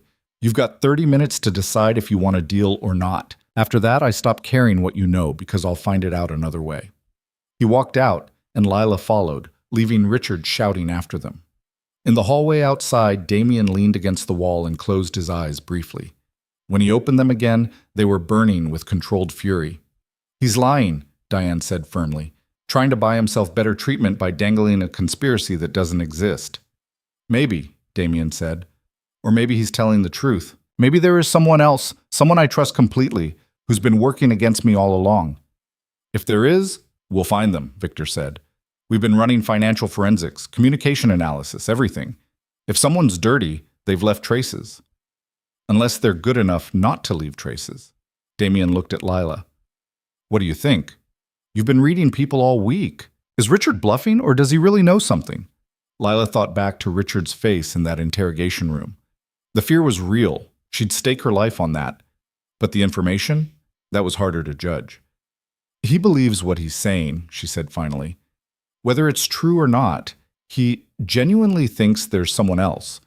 But he could be wrong. He could be paranoid, seeing conspiracies where there are none. Or someone could have planted that idea in his head deliberately to cause exactly this kind of chaos. Damien nodded slowly. Paranoia is a useful tool when used correctly. Turn my own people against each other. Make me doubt everyone around me. Classic strategy. He pushed off from the wall. We give him his guarantee. Prison, medical care, protection. And if his information checks out, he serves his sentence in relative comfort. If he's lying, the deal is void and he goes in a hole. I'll draft the paperwork, Diane said, already pulling out her phone. 20 minutes later, they were back in the interrogation room. Richard read through the document Diane had prepared, his hands shaking slightly. Then he signed it, witnessed by all 4 of them. Now talk, Damien commanded. Richard looked up, and there was something almost like satisfaction in his battered face. It's someone you've known for years. Someone who's been with your family since before you took over. Someone who's saved your life multiple times and has your complete unwavering trust. Lila's blood ran cold as Richard's eyes locked onto a specific point across the room. It's Marcus, Richard said. Marcus Webb is the mastermind behind everything, and he's been planning your death since the day your father died. The silence that followed Richard's accusation was absolute. Not the silence of surprise, Lila realized, but the silence of people holding their breath, waiting to see who would break first. Marcus Webb stood against the far wall of the interrogation room, his weathered face completely impassive. He'd been there the entire time, silent and still, and now every eye in the room was on him. Marcus, Damien said slowly, his voice carefully neutral. Care to respond to that? Marcus didn't move, didn't flinch, just met Damien's gaze with the steady calm of someone who'd faced down death more times than he could count. Richard's desperate. He'll say anything to save himself. This is a play, and you know it. Is it? Richard laughed, that same bitter sound. Tell him about the offshore accounts, Marcus. The ones in the Cayman Islands under your daughter's name. $3 million moved over the last 2 years. Where did that money come from? Something flickered across Marcus's face. Not guilt, exactly, but recognition. He knew what Richard was talking about. My daughter has cancer, Marcus said, his voice rougher than usual. Stage 4. The treatments aren't covered by insurance. I've been putting money aside for her care. Money I earned through bonuses and hazard pay over 20 years of service. Money you earned? Richard's smile was vicious. Or money you skimmed from operations you were supposed to be securing? Money you redirected from shipments you were supposed to be protecting? Damien's hand moved to his weapon, not drawing it, just resting there, a reminder that violence was always an option. Diane, he said quietly, Verify the accounts. Now. Diane was already on her tablet, fingers flying across the screen. The room held its collective breath as she worked, the only sound the soft tap of her typing and Richard's labored breathing. Accounts exist, Diane confirmed after what felt like an eternity. Under the name Sarah Webb, $3.2 million deposited over 23 months. Deposits came from multiple shell corporations tied to our operations. Marcus's jaw clenched. I can explain. Then explain, Damien cut him off. Because right now it looks exactly like Richard says. You've been stealing from me while my father's corpse was still warm. I wasn't stealing. Marcus's voice rose for the first time, emotion cracking through his professional facade. I was taking what I'd earned, what your father promised me. He said when he retired, Leonard and I would get our share, a proper retirement package for 30 years of loyalty. Then he died, and you took over, and suddenly those promises meant nothing. My father made a lot of promises he didn't keep, Damien said coldly. That doesn't give you the right to steal from the organization. It wasn't stealing if it was owed. Marcus's control was slipping now, years of resentment pouring out. We bled for your family. Leonard and I, we were there when your father was nobody. We helped him build this empire from the ground up. We took the bullets, did the dirty work, eliminated the threats. And what did we get? A salary and a pat on the head. Meanwhile, you inherited everything. Lila watched this confrontation unfold with a growing sense of understanding. This wasn't about Richard's conspiracy. This was older, deeper, a wound that had been festering for decades. So you helped Richard try to kill me, Damien said. That was your solution? Murder? I didn't help him kill you. Marcus's denial was immediate and fierce. I didn't know about the sniper until after it happened. Yes, I took money. Yes, I was preparing for a future where you weren't in charge anymore. But I never agreed to assassination. That was Richard's play, not mine. Then what was your play? Damien demanded. You just said you were preparing for a future without me. What did that mean? Marcus went quiet, his face shutting down. Whatever he'd been planning, he wasn't ready to reveal it. Let me tell you what I think, Damien said, his voice dropping to that dangerous quiet. I think Richard approached you months ago with his plan. I think he promised you a better position, more money, more respect. And I think you said yes because you were tired of waiting for what you believed you deserved. But when it came time to actually pull the trigger, literally or figuratively, you couldn't do it. Because despite everything, despite your resentment, you still have loyalty to this family. Maybe not to me, but to what my father built. Marcus's silence was answer enough. He's right, isn't he? Richard said from his chair, and now he sounded almost amused. Marcus was supposed to help with the assassination. He was supposed to make sure your security had gaps, that the sniper had a clear shot. But at the last minute, he backed out, grew a conscience or lost his nerve, I don't know which. That's why the attempt failed, Damien. Not because of the girl, though her intervention certainly helped, but because Marcus couldn't follow through. Lila's mind raced back to that night at the Velvet Cage. The security positioning that had seemed slightly off. The fact that no one had spotted the sniper before her. Had those been genuine mistakes or deliberate sabotage that Marcus had corrected at the last second? Is that true? Damien asked Marcus. Were you supposed to compromise my security that night? Marcus's hands curled into fists. Richard wanted me to, said it would be clean, quick, that no one would trace it back to us. But I couldn't do it. Not to you. No matter what I think about how things have been run, I couldn't stand by and watch you get murdered. How noble, Richard sneered. You only wanted to steal from him, not kill him. What a paragon of virtue. Shut up, Marcus growled, and for a moment Lila thought he might lunge at Richard despite the restraints in the audience. Damien held up a hand, forestalling any violence. Victor, take Marcus to a holding cell. Not interrogation, just secure. I need time to think about this. Sir, Victor started, clearly uncertain. Now. Damien's voice cracked like a whip. Victor moved to comply, but Marcus spoke first. I know what holding cell means. I've put enough people in them. Just tell me one thing, Damien. Are you going to kill me? The question hung in the air between them. Two men who'd known each other for years, bound by blood and loyalty and now betrayal, facing the moment where everything either broke or bent. I don't know yet, Damien said honestly. Part of me wants to. Part of me understands why you did it, and part of me is just tired of all the lies and betrayal and games." He turned away, facing the wall. "Get him out of my sight. I'll decide later." As Victor led Marcus from the room, the older man paused at the doorway and looked back. "For what it's worth, I am sorry. Your father was like a brother to me. You were like a nephew. I should have talked to you instead of letting Richard poison my thinking. That's on me." Then he was gone, leaving just Damien, Diane, Lila, and Richard in the interrogation room. Richard was smiling despite the pain he had to be in. 3 for 3. Everyone you trusted, everyone you thought was loyal, I corrupted them all. How does that feel, Damien?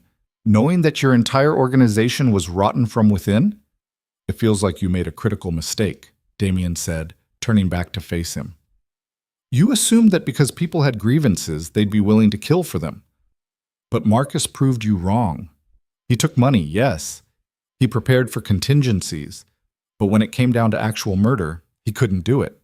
That's the difference between theft and treason." A distinction without a difference," Richard argued. "He still betrayed you. But he didn't try to kill me. That matters." Damien walked closer to Richard's chair, looming over him. "You wanted to burn everything down because you felt you deserved more. Marcus just wanted to secure his daughter's future. One of those motivations I can work with. The other?" He straightened. "The other is unforgivable." Richard's smile faded. "What are you going to do with me?" "Exactly what we agreed. Prison, medical care, protection. You gave me information, and I'm honoring the deal. But you'll serve every single day of whatever sentence I arrange. No early release, no parole, no special treatment beyond basic health care. You'll spend the rest of your life in a cell thinking about how you threw away 30 years of loyalty for greed. And if I have more information, if there are others you haven't found yet, then you'll trade that information for privileges, better food, a bigger cell, books to read, but not freedom. Never freedom." Damien nodded to Diane. "Get him processed. I want him transferred to the federal facility by tomorrow. Make sure they know he's our property, but their responsibility." As Diane made calls and arrangements, Damien walked out of the interrogation room. Lila followed, sensing he needed someone with him, but not necessarily to talk. They ended up in his office, that same space overlooking the city where the day had started. It felt like years had passed instead of hours. Damien poured himself a drink, scotch, expensive, the kind that normally required savoring.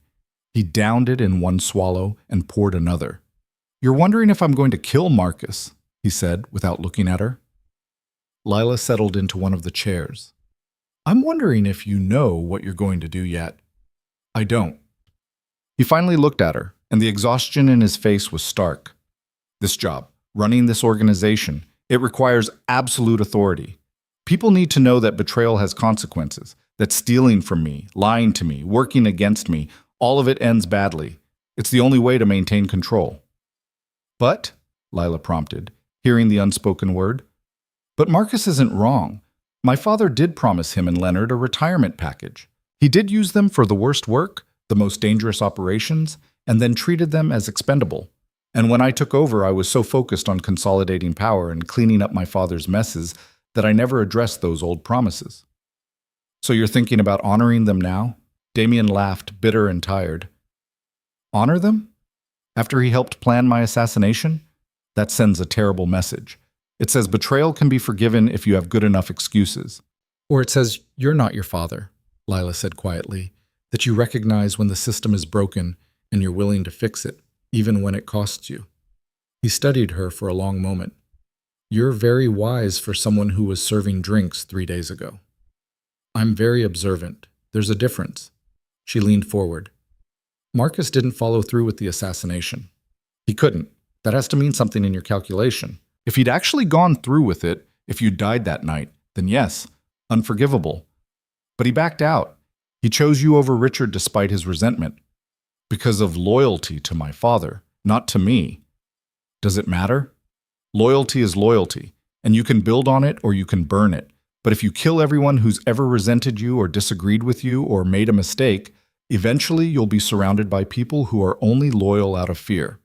And fear-based loyalty doesn't last." Damien drained his second drink and set the glass down with careful precision. My father ruled through fear. It worked for 30 years. And how did it end? Lila asked.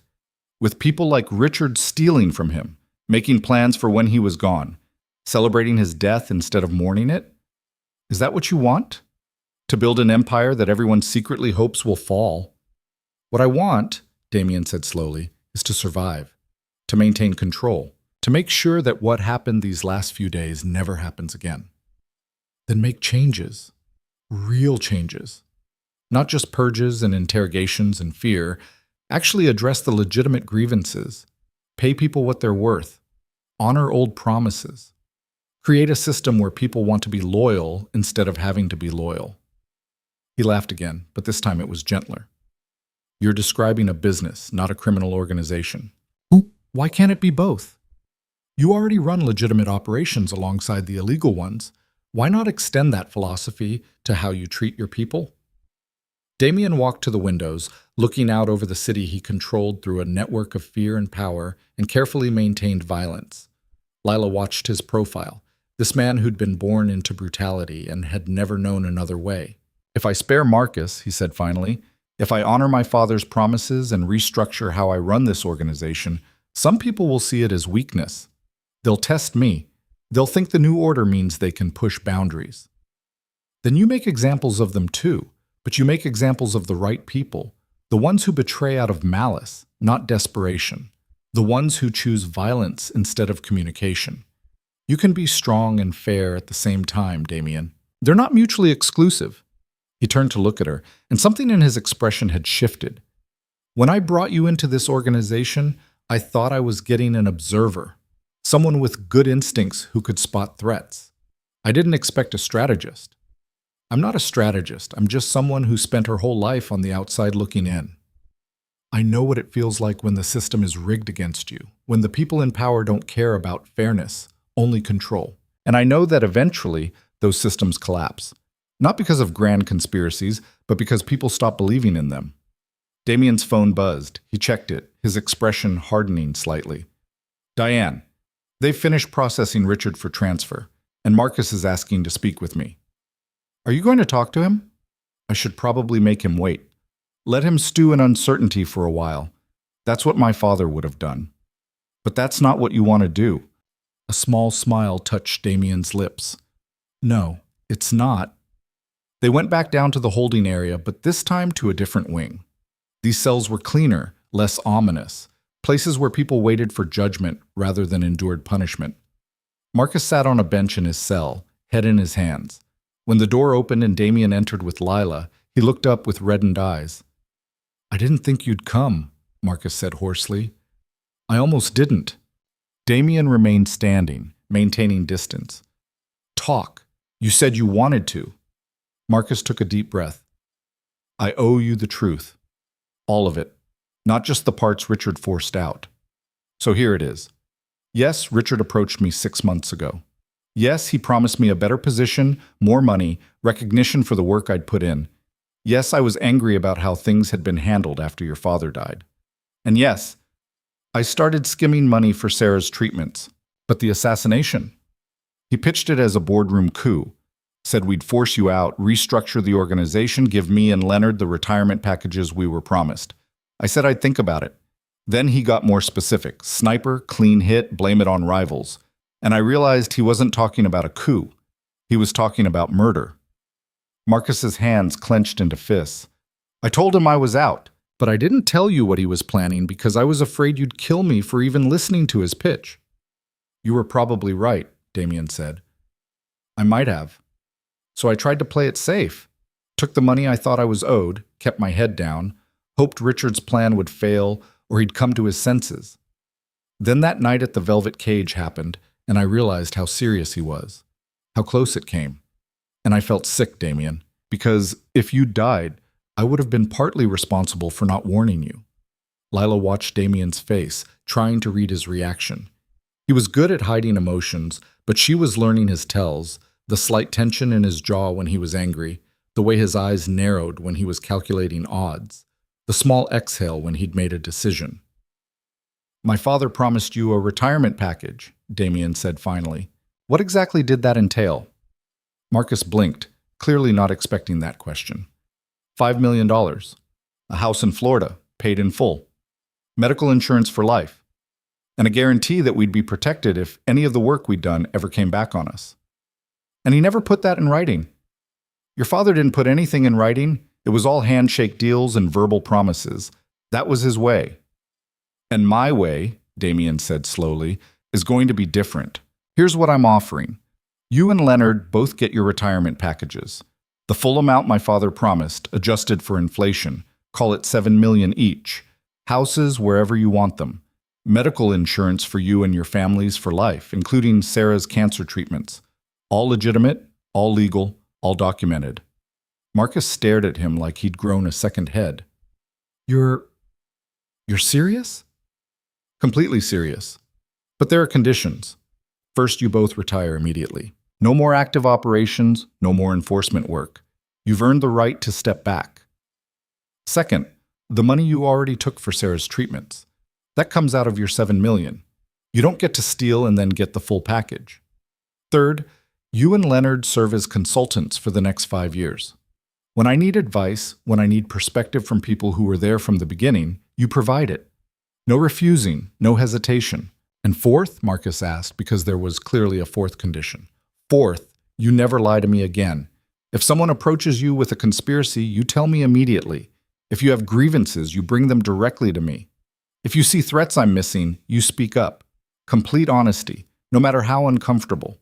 Because this organization needs people who will tell me the truth, not just what I want to hear. Marcus's eyes were wet now, tears he was too proud to let fall. Why are you doing this? After everything I did? After I betrayed your trust? Why offer me anything? Because Lila made a good point, Damien said, glancing at her briefly. Fear-based loyalty eventually crumbles. But loyalty built on mutual respect, on honoring commitments, on actually valuing the people who've bled for you, that lasts.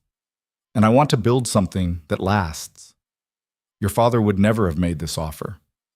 My father built an empire on bones and threats, and when he died, people celebrated. I don't want that to be my legacy. Damien extended his hand through the cell bars. So what do you say, Marcus? Do we have a deal? Marcus stood on shaky legs and gripped Damien's hand like a drowning man grabbing a lifeline. We have a deal. And Damien, thank you. For Sarah, for Leonard, for giving me a chance I don't deserve. You deserve a chance to make this right. Don't waste it. As they walked back upstairs, Lila felt something fundamental shift in her understanding of who Damien Voss really was. Not just a criminal lord maintaining power through violence and fear, but someone trying to build something different, something better. That was the right call, she said quietly. I hope so. Time will tell. He paused at the elevator. What you said earlier about systems collapsing when people stop believing in them, where did that come from? Personal experience. I spent my whole childhood watching my mother run from one bad situation to another. And every time it was because she didn't believe the system would protect her, wouldn't give her a fair chance. So she kept running instead of fighting. I swore I'd never be like that. I'd stand and fight when it mattered. Is that why you pushed me out of the line of fire? Standing and fighting? I think it was just instinct, but yeah, maybe that was part of it. Not running when running would have been smarter. The elevator doors opened and they stepped inside. For a moment they stood in comfortable silence, the weight of the last few days settling over them. I need to make a public statement, Damien said, as they rose back toward the main offices. Address the organization about what happened, about the changes moving forward. I want you there when I do it. Why? Because you're part of this now, not just behind the scenes, but publicly. People need to see that I value your input, your perspective, that loyalty and competence matter more than tenure or fear. That's going to make me a bigger target. I know, but I'll protect you. That's not just a promise, Lila. That's a commitment. The elevator opened onto the main administrative floor. People stopped and stared as Damien and Lila walked through together. Word had clearly spread about Marcus, about Helen, about the entire conspiracy being dismantled piece by piece. Diane met them in the hallway outside the conference room. Everyone's assembled, all department heads, all senior personnel. They're nervous. Good, Damien said. Nervous means they're paying attention. They entered the conference room to find it packed. Lila recognized faces from earlier meetings, plus dozens more. This was Damien's entire operation, gathered in one place to hear what came next. Damien took his position at the head of the table, and the room fell silent immediately. By now you've all heard about Richard Sterling and the conspiracy he led against this organization. Against me personally. I'm not going to pretend this doesn't represent a massive failure of our security protocols, of our internal oversight, of my own judgment in trusting people who didn't deserve that trust. He let that sink in before continuing. But I'm also not going to pretend that Richard's betrayal happened in a vacuum. He was able to recruit 12 people to his cause because those people had legitimate grievances. They felt undervalued, underpaid, uncertain about their futures. Some of that is the nature of our business, but some of it is on me. Surprised murmurs rippled through the crowd. Lila doubted many of them had ever heard Damien Voss admit to making mistakes. So here's what's changing, effective immediately. First, compensation is being restructured. Everyone in this room will see detailed proposals for new salary structures, bonus systems, and retirement packages. Real retirement packages, documented and guaranteed. You give years of your life to this organization. You deserve security when you're done. More murmurs, these ones cautiously optimistic. Second, we're implementing new oversight and accountability measures. Not just for you, but for me. There will be regular reviews, opportunities to raise concerns anonymously, channels for reporting problems before they become conspiracies. I'm not interested in ruling through fear anymore. I'm interested in building something sustainable. Third, and here Damien's voice hardened slightly, betrayal will still have consequences, but those consequences will be proportional to the offense. Stealing because you're desperate for your daughter's medical bills is not the same as planning an assassination. One of those situations we can work with. The other is unforgivable. Learn the difference. He paused, letting his gaze sweep across every face in the room. Finally, I want to introduce someone who's going to be working directly with me on implementing these changes. Most of you know her already or know of her. Lila Hayes. In 3 days, she's proven herself more valuable than people who've been here for years. She sees things others miss. She acts when others hesitate. And she tells me the truth even when it's uncomfortable. Those qualities are now the standard I expect from everyone. All eyes turned to Lila, and she felt the weight of their assessment. Some faces showed respect, others skepticism, a few outright hostility. She met their gazes steadily, refusing to look away. Questions? Damien asked. A woman Lila didn't recognize raised her hand. What happens to Marcus and Leonard? Are they being executed? No, they're retiring with the packages my father promised them. They'll serve as consultants going forward. Next question. What about the 3 conspirators who ran? Someone else asked. We'll find them, and when we do, they'll face justice proportional to their involvement. If they come back voluntarily and cooperate, we'll be lenient. If they stay in hiding, they'll be hunted. Their choice. More questions came, and Damien answered each one with the same direct honesty. No evasions, no corporate speak, just straightforward explanations of how things were changing and why. Lila watched the room's energy shift over the course of the meeting. The initial nervousness gave way to cautious hope, then something stronger. These people were seeing a different side of Damien Voss, and they were recalibrating their understanding of what loyalty to him might actually mean. When the meeting finally ended an hour later, people filed out with purpose instead of fear. Lila heard conversations starting, people discussing the proposed changes, debating whether this really represented a new direction or just temporary adjustments. Time would tell which interpretation proved correct. Diane approached as the last few stragglers left. That went better than I expected. People are talking about the retirement packages, the oversight systems. You might actually pull this off. Might, Damien agreed. Let's see how things look in 6 months.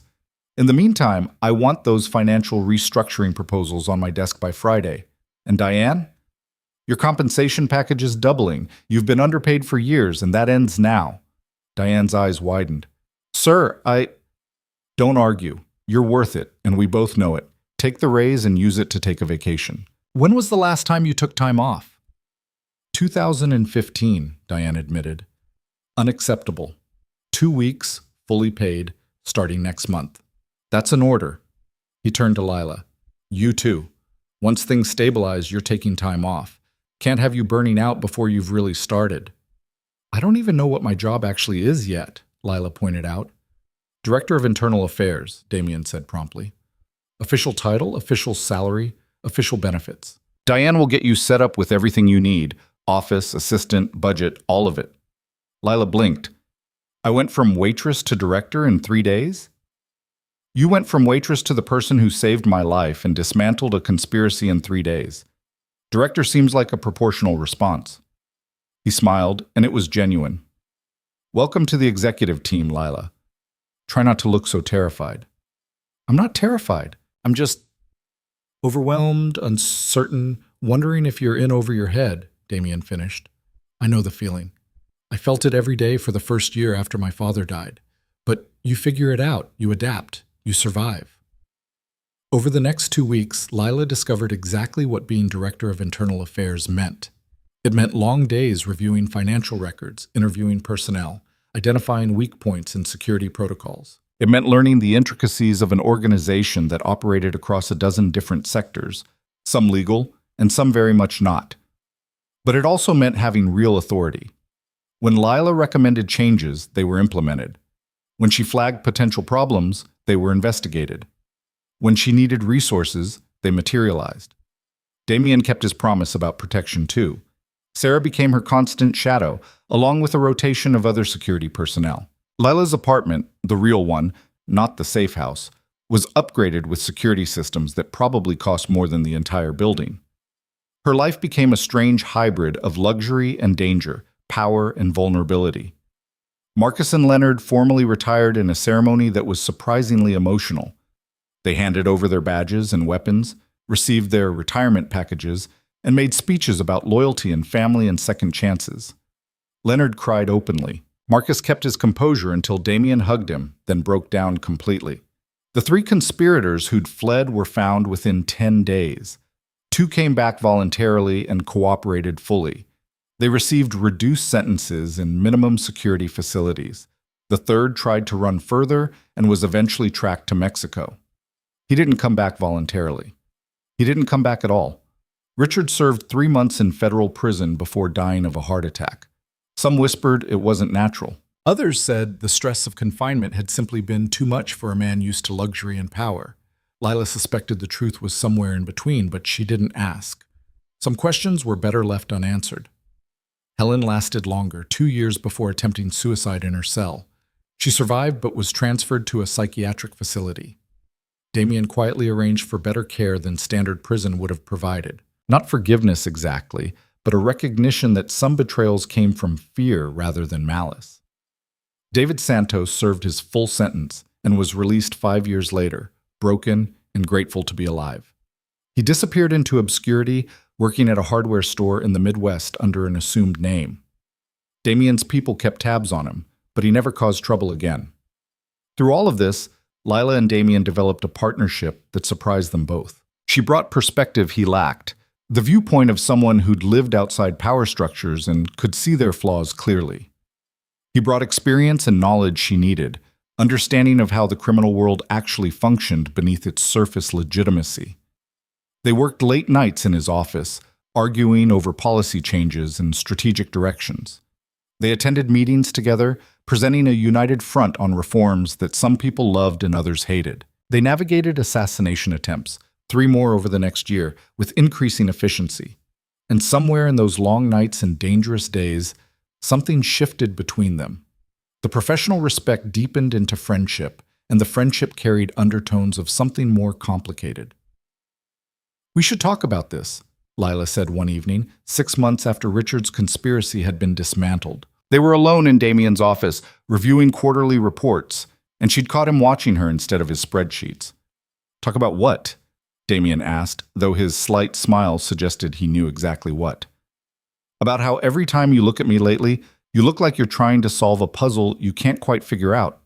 About how I've started noticing details about you that have nothing to do with security assessment. About how this partnership is starting to feel like something else." Damien set down his tablet and leaned back in his chair. "You want me to tell you what I'm thinking? I want you to be honest. That's what we built this whole new system on, right? Honesty instead of fear? All right. Honest answer.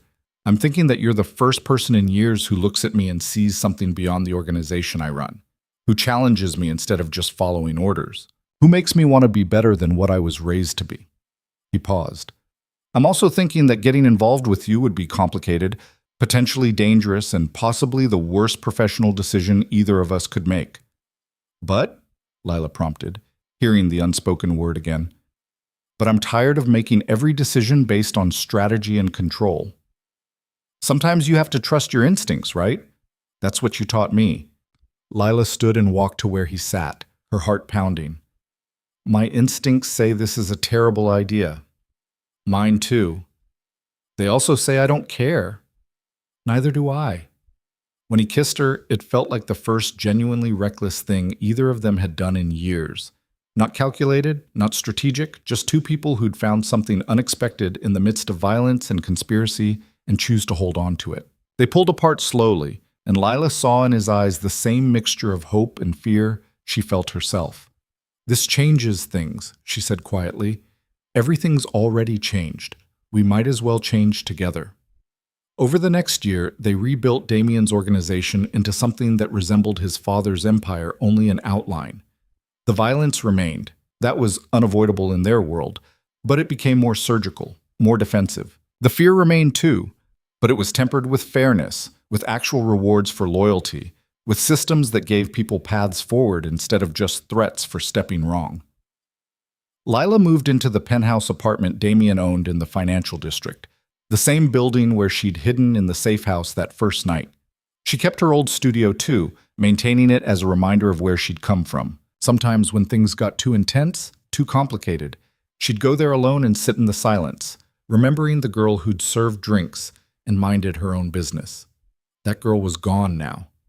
In her place was someone who'd learned to navigate power, to trust her instincts, to stand beside one of the city's most dangerous men as an equal partner rather than a subordinate.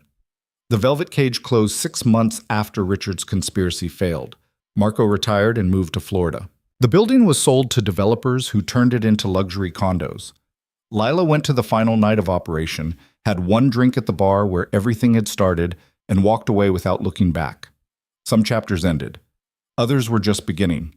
2 years after the red dot appeared on Damien's chest, Lila stood in the conference room overlooking the city and addressed the assembled department heads. Damien sat to her right, Leonard and Marcus to her left, consultants offering their decades of experience to a new generation of leadership.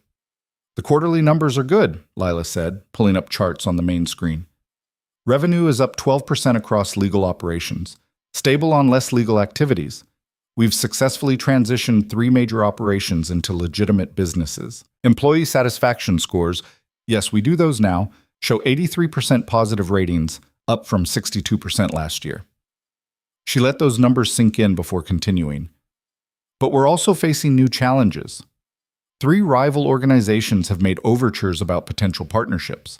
The DA's office has a new prosecutor who's making noise about organized crime investigations. And we have 2 major expansion opportunities that would require significant capital investment. Recommendations? Damien asked, playing his role in their carefully choreographed partnership. Accept the partnership with the Castellano family. They're stable, professional, and their territory doesn't overlap with ours. Reject the other 2 offers. Too much risk, not enough reward. Assign Diane to handle the DA situation through her political contacts, and move forward with the expansion into West Coast shipping operations.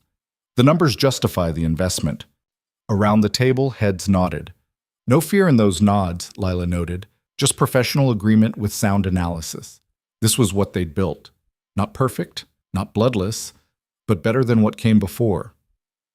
An organization that valued competence alongside loyalty, that rewarded results instead of just punishing failures, that gave people reasons to stay beyond fear of what would happen if they left. After the meeting, Damien pulled her aside in the hallway. "You're getting good at this," he said, pride evident in his voice. "I had good teachers. Marcus and Leonard know their stuff. So do you. When you're not being deliberately cryptic to test people. That's called leadership development. I'm preparing the next generation." "Is that what you're calling it?" Lila smiled. "What would you call what we're doing tonight?" The dinner reservation at Merchant and Gray, the flowers being delivered to the apartment, the suspiciously light schedule you've cleared for tomorrow? Damien's expression shifted into something softer. I'd call that celebrating 2 years of partnership, professional and otherwise. Unless you have objections. No objections. But you're buying dinner. Director of Internal Affairs salaries don't quite stretch to Merchant and Gray prices yet. Noted. I'll add it to the compensation review for next quarter. They walked through the building together, past employees who greeted them with respect rather than fear, past security checkpoints that protected rather than imprisoned, past all the physical manifestations of what they'd built from the ashes of conspiracy and betrayal. Outside, the city sprawled before them, millions of people living their lives, mostly unaware of the criminal empire that operated in their midst, that controlled their ports and influenced their politicians and quietly shaped their world. Lila thought about the red dot that had changed everything, about split-second decisions that cascaded into months and years of consequences, about how she'd pushed a stranger out of the line of fire and ended up standing beside him as the person she was always meant to become. No regrets? Damien asked quietly, reading her expression the way he'd learned to over 2 years of partnership. Lila thought about the violence she'd witnessed, the compromises she'd made, the line she'd crossed from civilian to criminal the moment she accepted his offer. She thought about the people who died because of choices she'd influenced, decisions she'd supported, operations she'd approved. Then she thought about the families with health care they couldn't have afforded otherwise, about the retirement packages that gave aging enforcers dignity instead of abandonment, about the schools and hospitals and community centers quietly funded by profits from less savory operations, about an organization that had evolved from predatory to pragmatic, from feared to respected. Some regrets, she admitted, but not about this. Not about us. Damien took her hand right there in public where anyone could see. Once, that would have been unthinkable, a sign of weakness, of attachment that could be exploited. Now it was just the truth. They were partners in every sense that mattered. Good, he said simply, because I'm not going anywhere, and neither are you.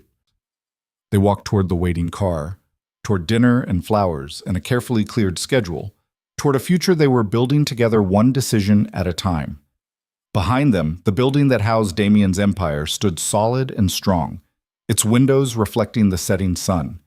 Inside, people worked and planned and built careers in an organization that had learned to value them instead of just using them. And somewhere in the city, in a building that used to be the Velvet Cage, a young couple moved into a luxury condo completely unaware that their home had once been the site of an assassination attempt that changed everything.